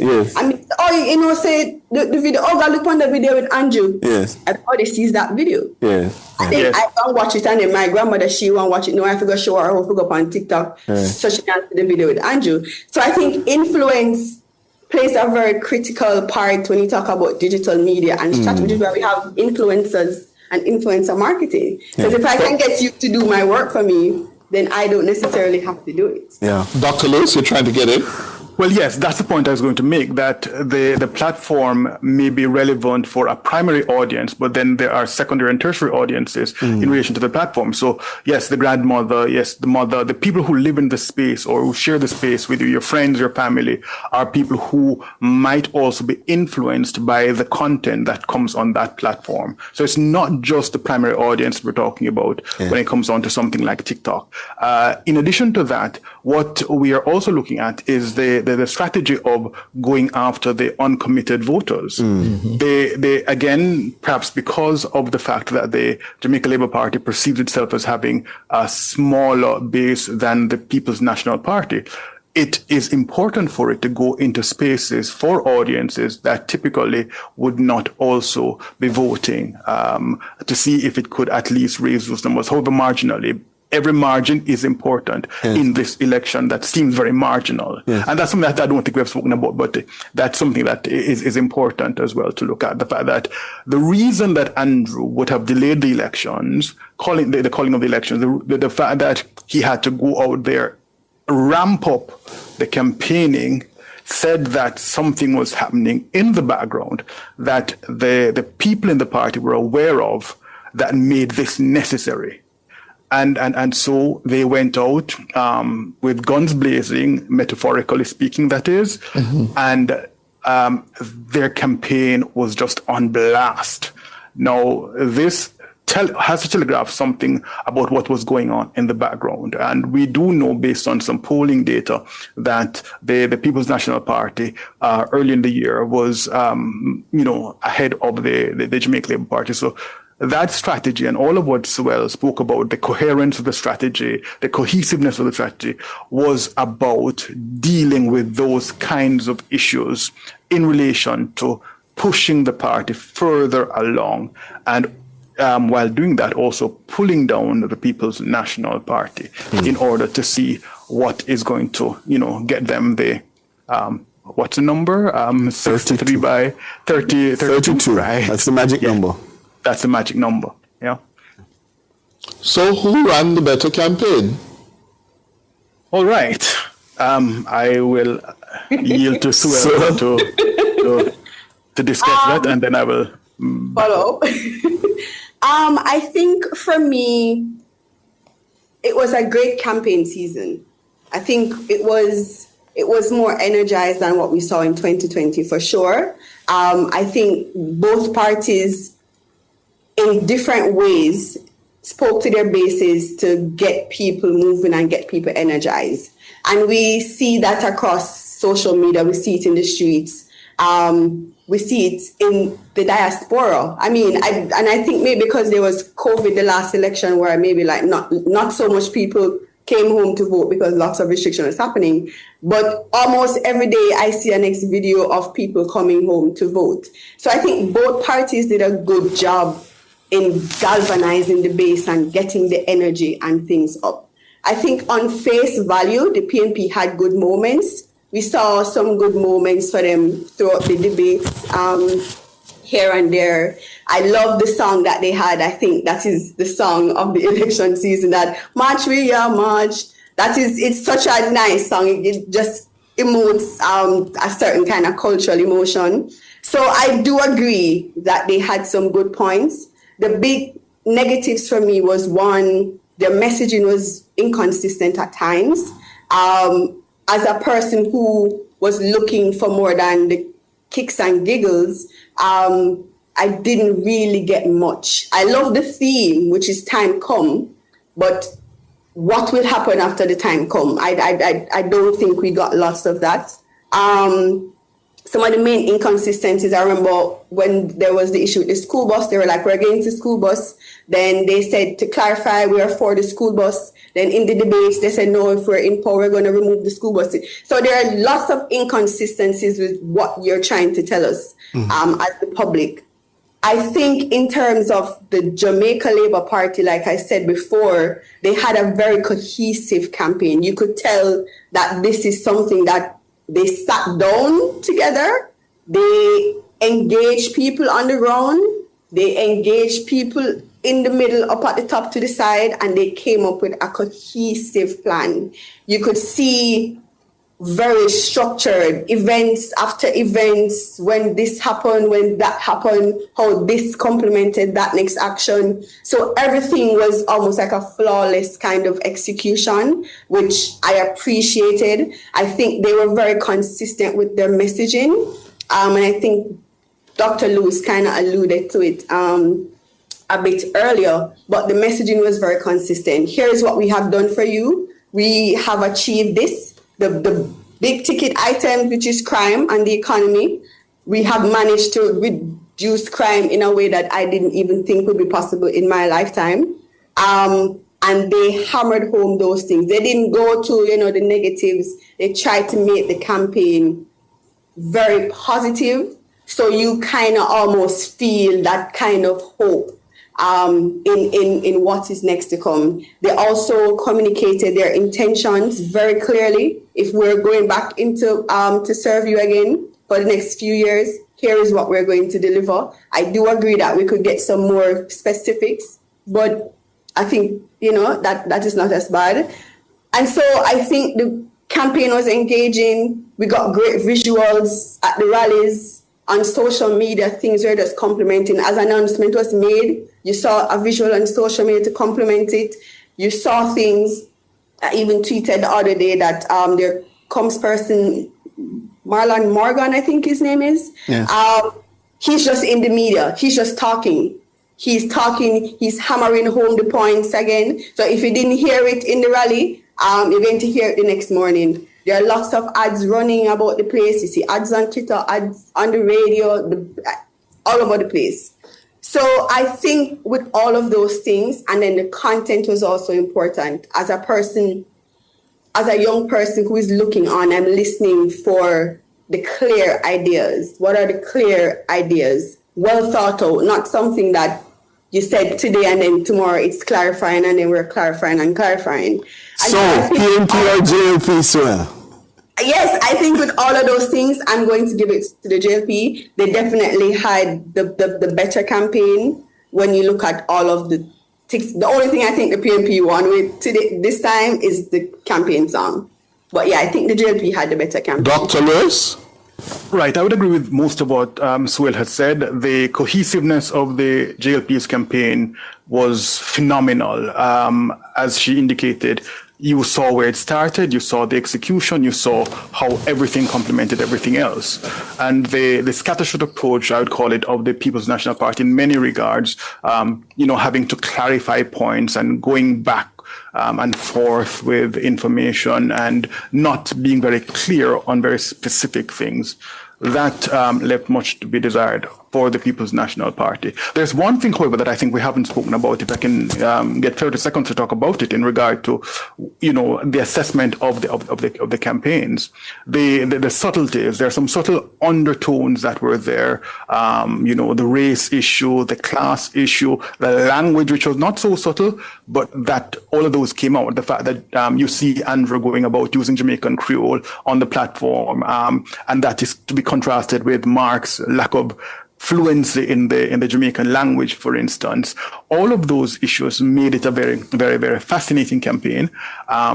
But again, the cohesion that was necessary for the People's National Party campaign, that really, really, really was my takeaway from, on the face of it, of this election. So I would say that for the public facing, the Jamaica Labour Party had a much stronger, more cohesive messaging.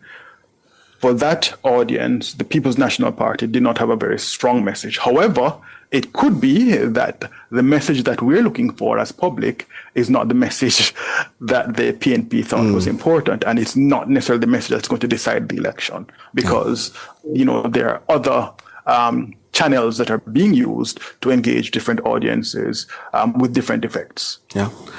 Dr. Rowan Lewis, Suel Anglin, thank you so much for your time. Really appreciate it. Thank you, ladies and gentlemen. Thank you. You're welcome. You're welcome. All right. We're going to take a break and come back with more.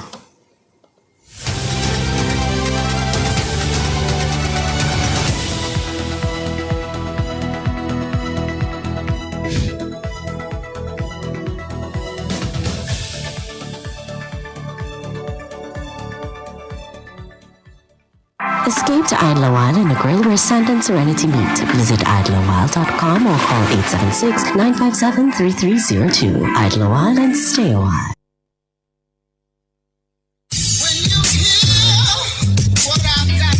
Public opinion. Stop this foolish about this GLP and PNP business.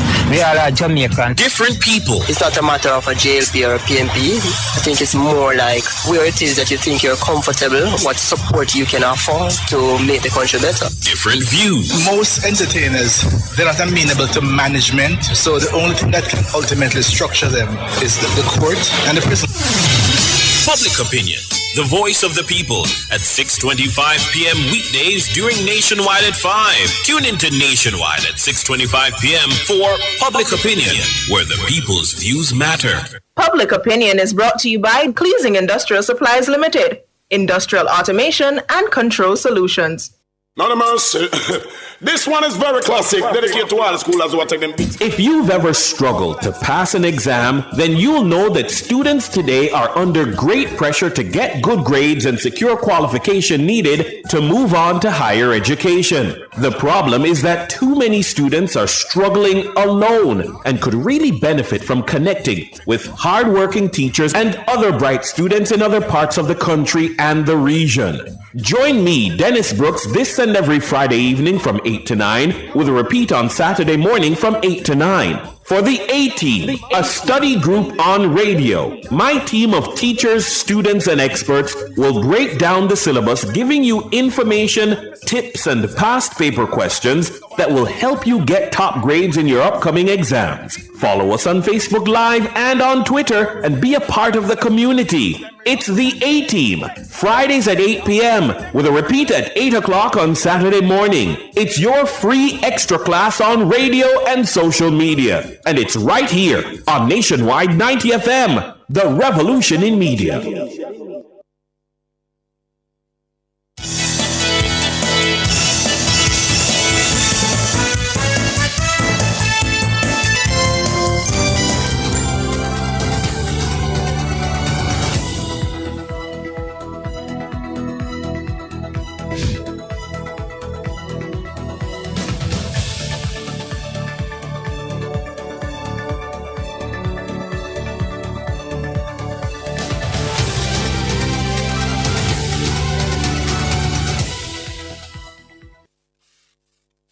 following is a message from the Ministry of Science, Energy, Telecommunications and Transport.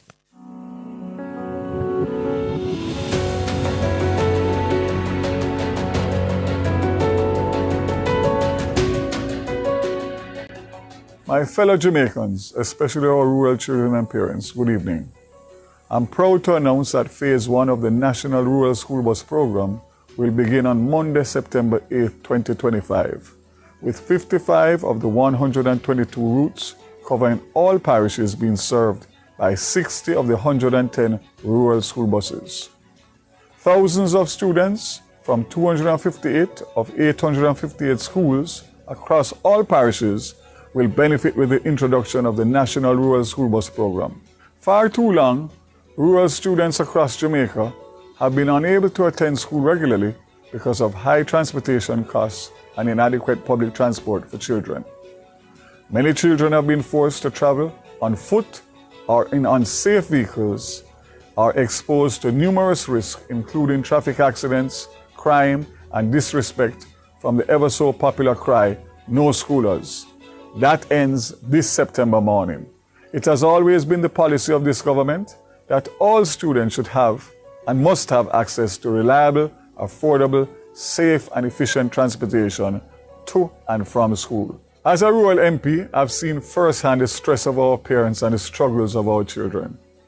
This isn't about politics, it's personal. I've made it my mission to ensure the National Rural School Bus Program becomes a reality. It is a priority of this administration and one of the most rewarding achievements of my political career. Data from the Jamaica Constabulary Force indicates that in 2023, 18 students died in traffic accidents. In 2024, 24 students. And so far since the start of 2025, 12 students have lost their lives tragically from being involved in traffic accidents. Not to mention the 792 students injured during this period. If those numbers aren't sufficient for us to act now, then what is? This government decided to act through the Ministry of Science, Energy, Telecommunications and Transport in partnership with the Ministry of Education, Skills, Youth and Information. After careful deliberation and due diligence, we accepted an unsolicited proposal for the importation of 110 school buses to urgently start to solve the transportation needs of our rural students. From day one, we have been transparent and honest about this plan. These buses are specially manufactured for the safety of students and have been used to transport students in the United States since 1937. They are safe and reliable. These same buses have been used in sections of rural Jamaica to transport students for many decades. So this is not an election ploy, as some will want to believe. This was a carefully calculated action plan to alleviate the stress and strain of our rural students and parents. No more talking, no more delay, no more leaving our rural students to fend for themselves. These 110 school buses will be deployed in a phased implementation system. As mentioned earlier, 60 of the buses will begin operating along 55 rural routes come September 8th, with the other 40 being gradually introduced between September to November on 67 additional rural routes, totaling 122 routes, servicing 258 rural schools across Jamaica, and 10 additional buses will be reserved to ensure continuity of the fleet and service. This will complement rural routes in Clarendon and St. Thomas already being served by the JUTC. This service will come at no cost to parents and students for the first 2 months, September and October. After that, it will be $50 per trip per child. This will be significant savings for rural families when compared to previously paying between $300 and $600 per child per day for transportation to school. Parents will no longer have to choose which child goes to school. All rural children will now be able to go to school every day, allowing them to maximize their full potential. It is inequitable for parents in rural Jamaica that what it costs in transportation to send one child to school daily in rural Jamaica could send between 10 and 15 children to school in the Kingston Metropolitan Transport Region.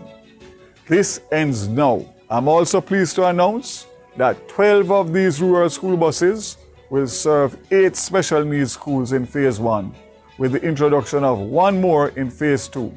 As we continue to serve our rural students and parents, more schools, more children with special needs will be added to this program. Following last month's testing of the buses on all 122 routes, changes have been made to the sizes of the remainder of the buses that will be shipped to allow for the ease of access to some rural roads. Where safety is concerned, I'm happy to report that all 60 buses that will roll out in September are ready for the Jamaican roads. All doors have been changed to the left side, all tires have been replaced with new ones, and all 60 buses fully serviced. The installation of modern features such as GPS tracking, accessible by parents, speed limiters, onboard surveillance cameras, geofencing, and a cashless payment system have been completed. Our parents will be able to monitor the movement of their children to and from school. This government is ensuring that our commitments to the Jamaican people are kept. We know you value action and performance. We will continue to expand the fleet of the Rural School Bus Program over the next 2 fiscal years. By the end of 27-28 financial year, all 14 parishes will have sufficient school buses to serve the 858 rural schools across the island.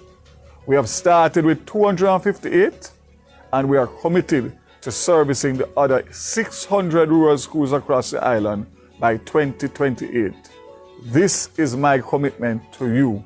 Despite the naysayers and the doubters of this initiative, I am happy but not surprised that a strong majority of well-thinking Jamaicans support the Rural School Bus Program as a well-needed national benefit for rural Jamaica. I will continue my efforts to ensure that all rural students can travel to school safely and economically in a dedicated, fit-for-purpose school bus. But we're not done yet. Not only will our rural students benefit from reliable transportation, UWI and UTEC students will no longer have to fear leaving class at 8 or 9 o'clock at night. Through the JUTC, several routes that serve UWI and UTEC will be extended. These include Route 19AX from UWI UTEC to Greater Portmore. This bus will depart UWI's back gate at 9:15 p.m. and then pick up UTEC. Route 24EX from UWI UTEC to Spanish Town will leave UWI's back gate at 8:45 p.m. and 9:15 and then pick up UTEC.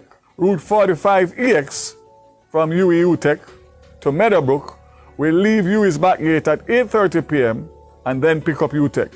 Route 95EX from UWI UTEC to Bull Bay will leave UWI's back gate at 9:15 p.m. then pick up at UTEC. A new route will also be introduced. 508 from Old Harbour to UWI Front Gate and UTEC via Spanish Town. This will depart Old Harbour at 5:15 a.m. and 6:50 p.m. and UWI Front Gate 4 p.m. and 9:10 p.m. In addition, arrangements are being made to extend this service to all tertiary level students and institutions in short order. Not only will the JUTC be extending its routes, but all tertiary students will have valid school identification card will also travel free on buses for September and October. JUTC is committed to ensuring that all commuters, particularly our students, have safe, reliable transportation. As Minister, I've been active and attentive to the needs and requests of you, the public, and together we can dramatically improve public transport in Jamaica, with much more to be done. For far too long, our students have suffered and have been preyed on by rogue transport operators, giving the hard-working and law-abiding operators a bad name. As Minister with responsibility for transport, I say no more. It is time for our students to hear schoolers only. This is now their time. Let us choose to protect our students. Jamaica, this minister and this government does not make promises. We deliver on commitments. We are committed to launching the National Rural School Bus Program this September and expanding it to all 858 schools within 2 years. Meanwhile, regrettably and unfortunately, the opposition has categorically stated that if elected, they will scrap the rural school bus system just as they did in 2012. Jamaicans, the choice is yours. May God continue to bless Jamaica, the land we love.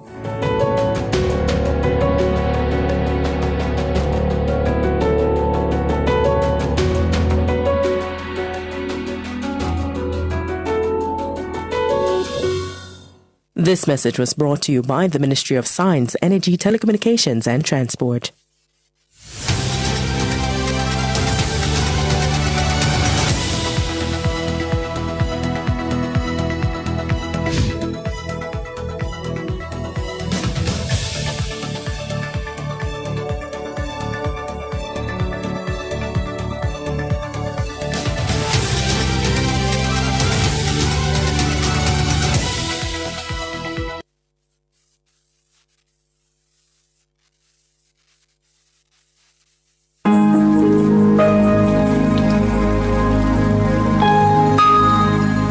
Hi there. Here's some good news for these trying times. Quote, by God's word, I can see where I'm going. They throw a beam of light on my dark path. Unquote. Psalm 119, verse 105. Listen for God's word weekdays at 5:45 a.m. and 12:55 p.m. through Oasis. Stop by for a refreshing drink and share a God perspective for the day. Oasis. Weekdays 5:45 a.m. and 12:55 p.m. right here on Nationwide, a revolution in media.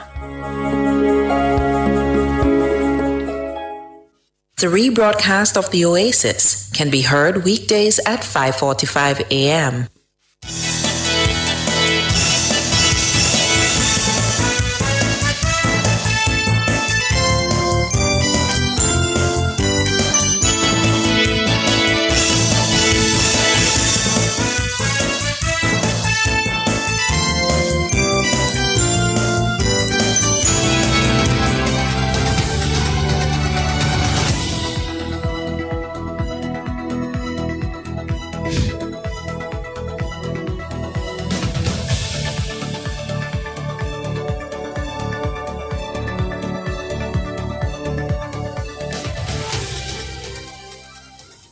Welcome back to Nationwide at 5 on Revo TV.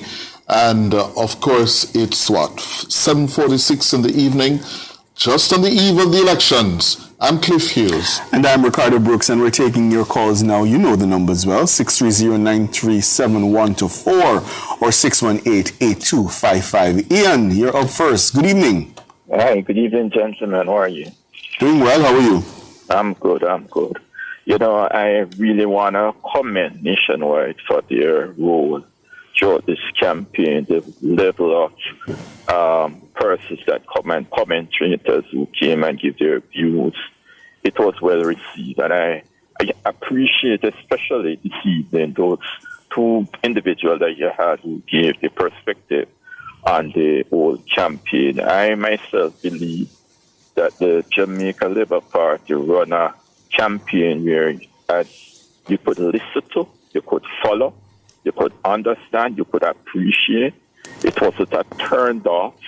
It was a struggle listening to them. They weren't low, they weren't bashy, but they were careful with choice of words. And even when it come across, even with the spin like Prime Minister made when he said, he never see a man who run after a jacket.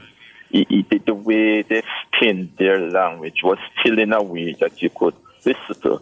And as opposed to the People's National Party, it was more bashy. It was very untidy. And one of the most sometimes annoyingest things for me was whenever you look on the platform and you hear the rhetoric coming from Damian Crawford or Anthony Campbell, you'll see the leader of the opposition whispering something in their ears to say and laugh. It was more tacky. It was very tacky and not organized. And as one of your panelists said, it was more like scattershot.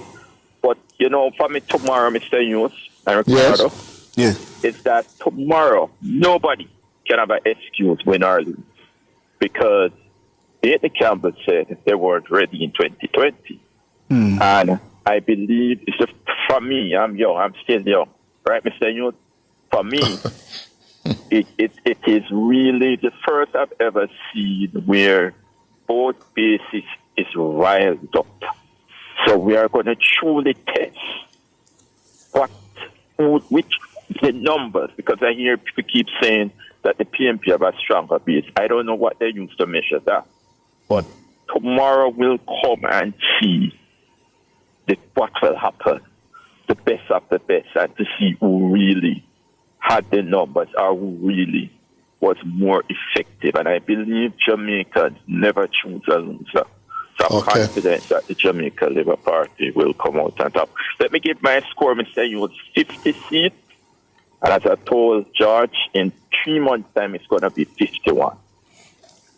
Thank you, Ian. 51 to 6 to 12 or 13. 12. 51 to 12. Leela, good evening. Hi, Ricardo, how are you? I'm doing very well, Leela. How are you? I'm good now that I hear you. Oh, my baby blush, But you're hot too. Okay. What's on your mind? I'm over 50 and I've never voted. And my reason for voting tomorrow is to say thank you, Dr. Holness, for taking us through the COVID pandemic. Yes. The new social housing program. Yes. No new taxes. The stipend being given out to the Hart Trust students. The new banknotes. Thank you, Dr. Nigel Clark. You will always be my political souvenir. Right? And the L card for the solid waste workers. I notice coming in that they don't talk about that. The L card that the solid waste workers are, getting. So right? Crime is down. Yes. And that is a big plus for me. And then the most important thing is to keep Dr. Kevin Blake as Commissioner of Police. He's doing a remarkable job. And I don't want to trade him for nothing. Tell me something, Leela. You say you're over 50. Yes. And you've never voted before? Never. Why? Why not? You've never found a reason to before now? I've never seen the reason. I was never impressed over the years. Too many complaints, too many bloodshed, too many upheavals, so many negativity. Persons didn't have any water, and the way the Prime Minister is expressing himself, to Jamaica and giving himself to Jamaica, it is like he's my personal, friend. He takes the country very personal, and he's caring. And I want to say thanks to Ms. Sonia Harvey for raising a gentleman. He's truly outstanding. He's an outstanding Prime Minister. And I'm asking Jamaicans to just go tomorrow and give him the third term. Leela, you say you're over 50, you've never voted. At what point, what moment did you decide that you're going to vote come September 3 and you're going to vote for the Labour Party and Andrew Holness? I just named some of them. I could go on and on. No, I want the if you can remember the moment where you decided that I'm going to vote. Since last year, I've decided, when I heard the budget, Dr. Nigel Clark's last budget presentation, that was very impressive. As I said, Dr. Nigel Clark is my political souvenir. Okay. He was outstanding. And the COVID, when I think about the COVID, the pandemic, the Prime Minister really take us through, because I'm saying if it wasn't Dr. Holness, probably I'll just fold them in a way order that did. Okay, Leela. What time do you intend to vote tomorrow morning or tomorrow?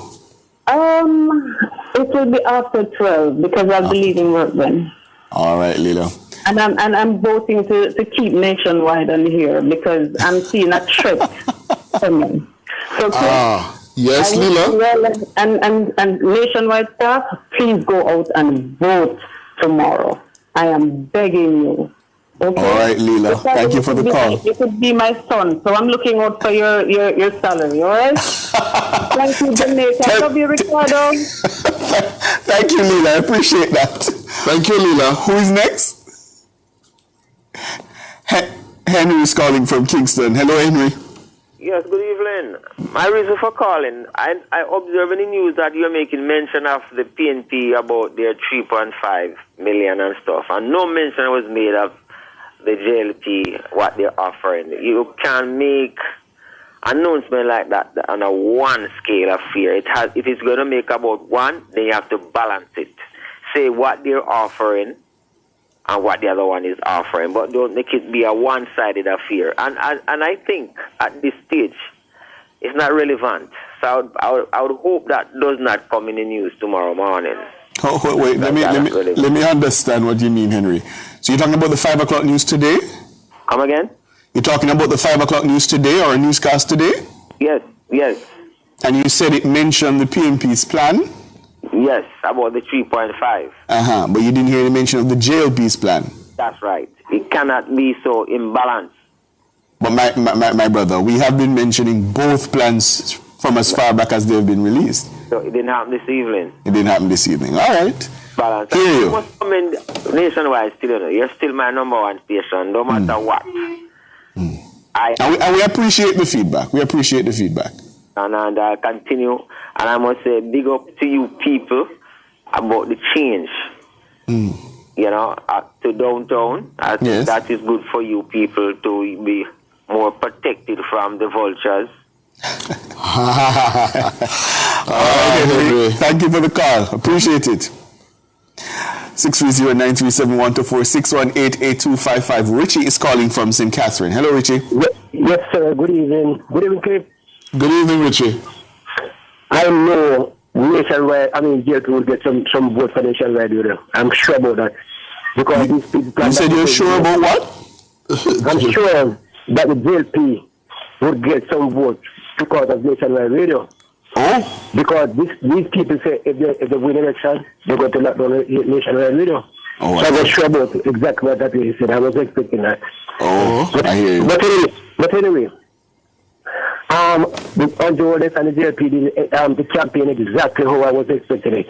One, to fight the Hill War. The Hill War is a positive thing that they did and the thing that they will be doing. Two, campaign at the highest level. It was over the board.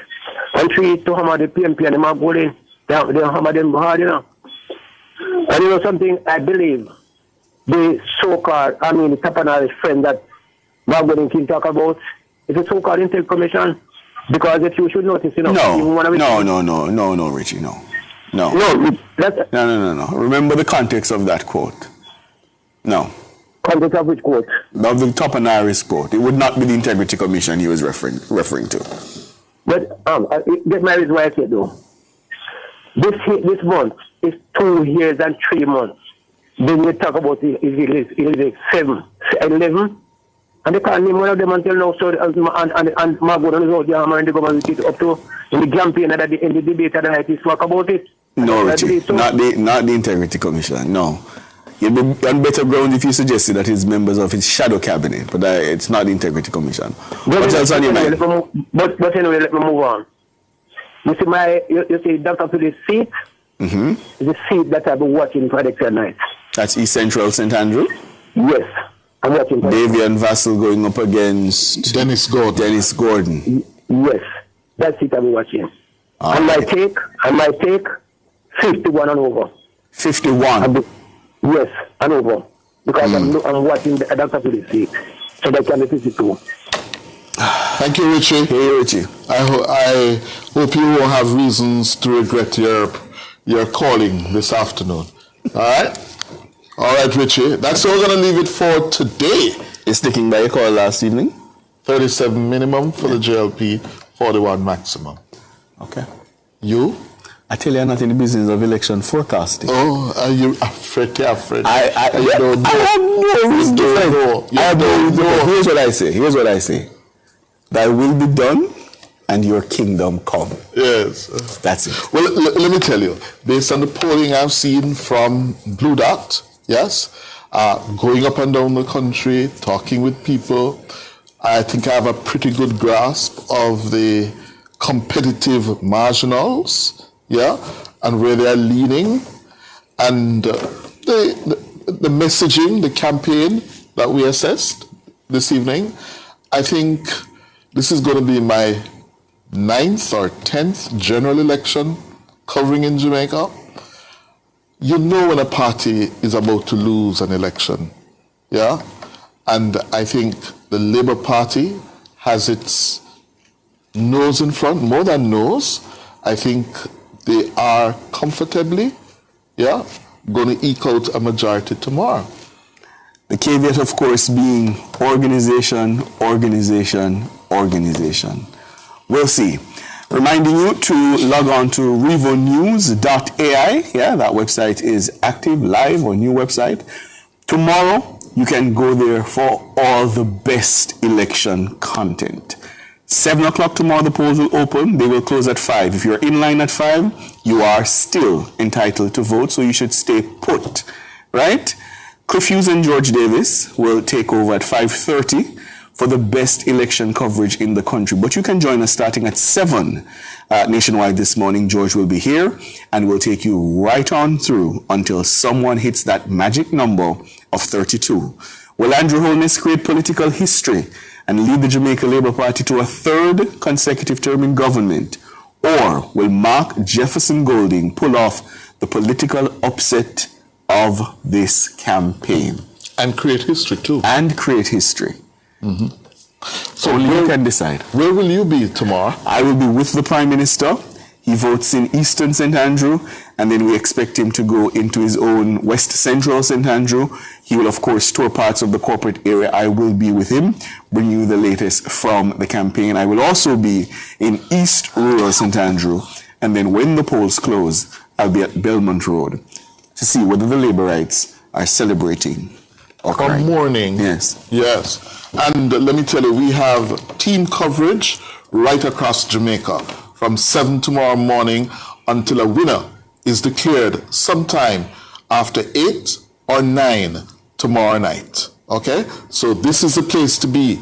Revo TV, nationwide election coverage right here, beginning at 7 in the morning, yeah, until we have a winner. You can follow on our YouTube platform. We'll be on PBCJ. We'll also be on Digicel Plus TV. So multiple ways you can stay locked in, tuned in. This is where you want to be for the very best of the race to 30.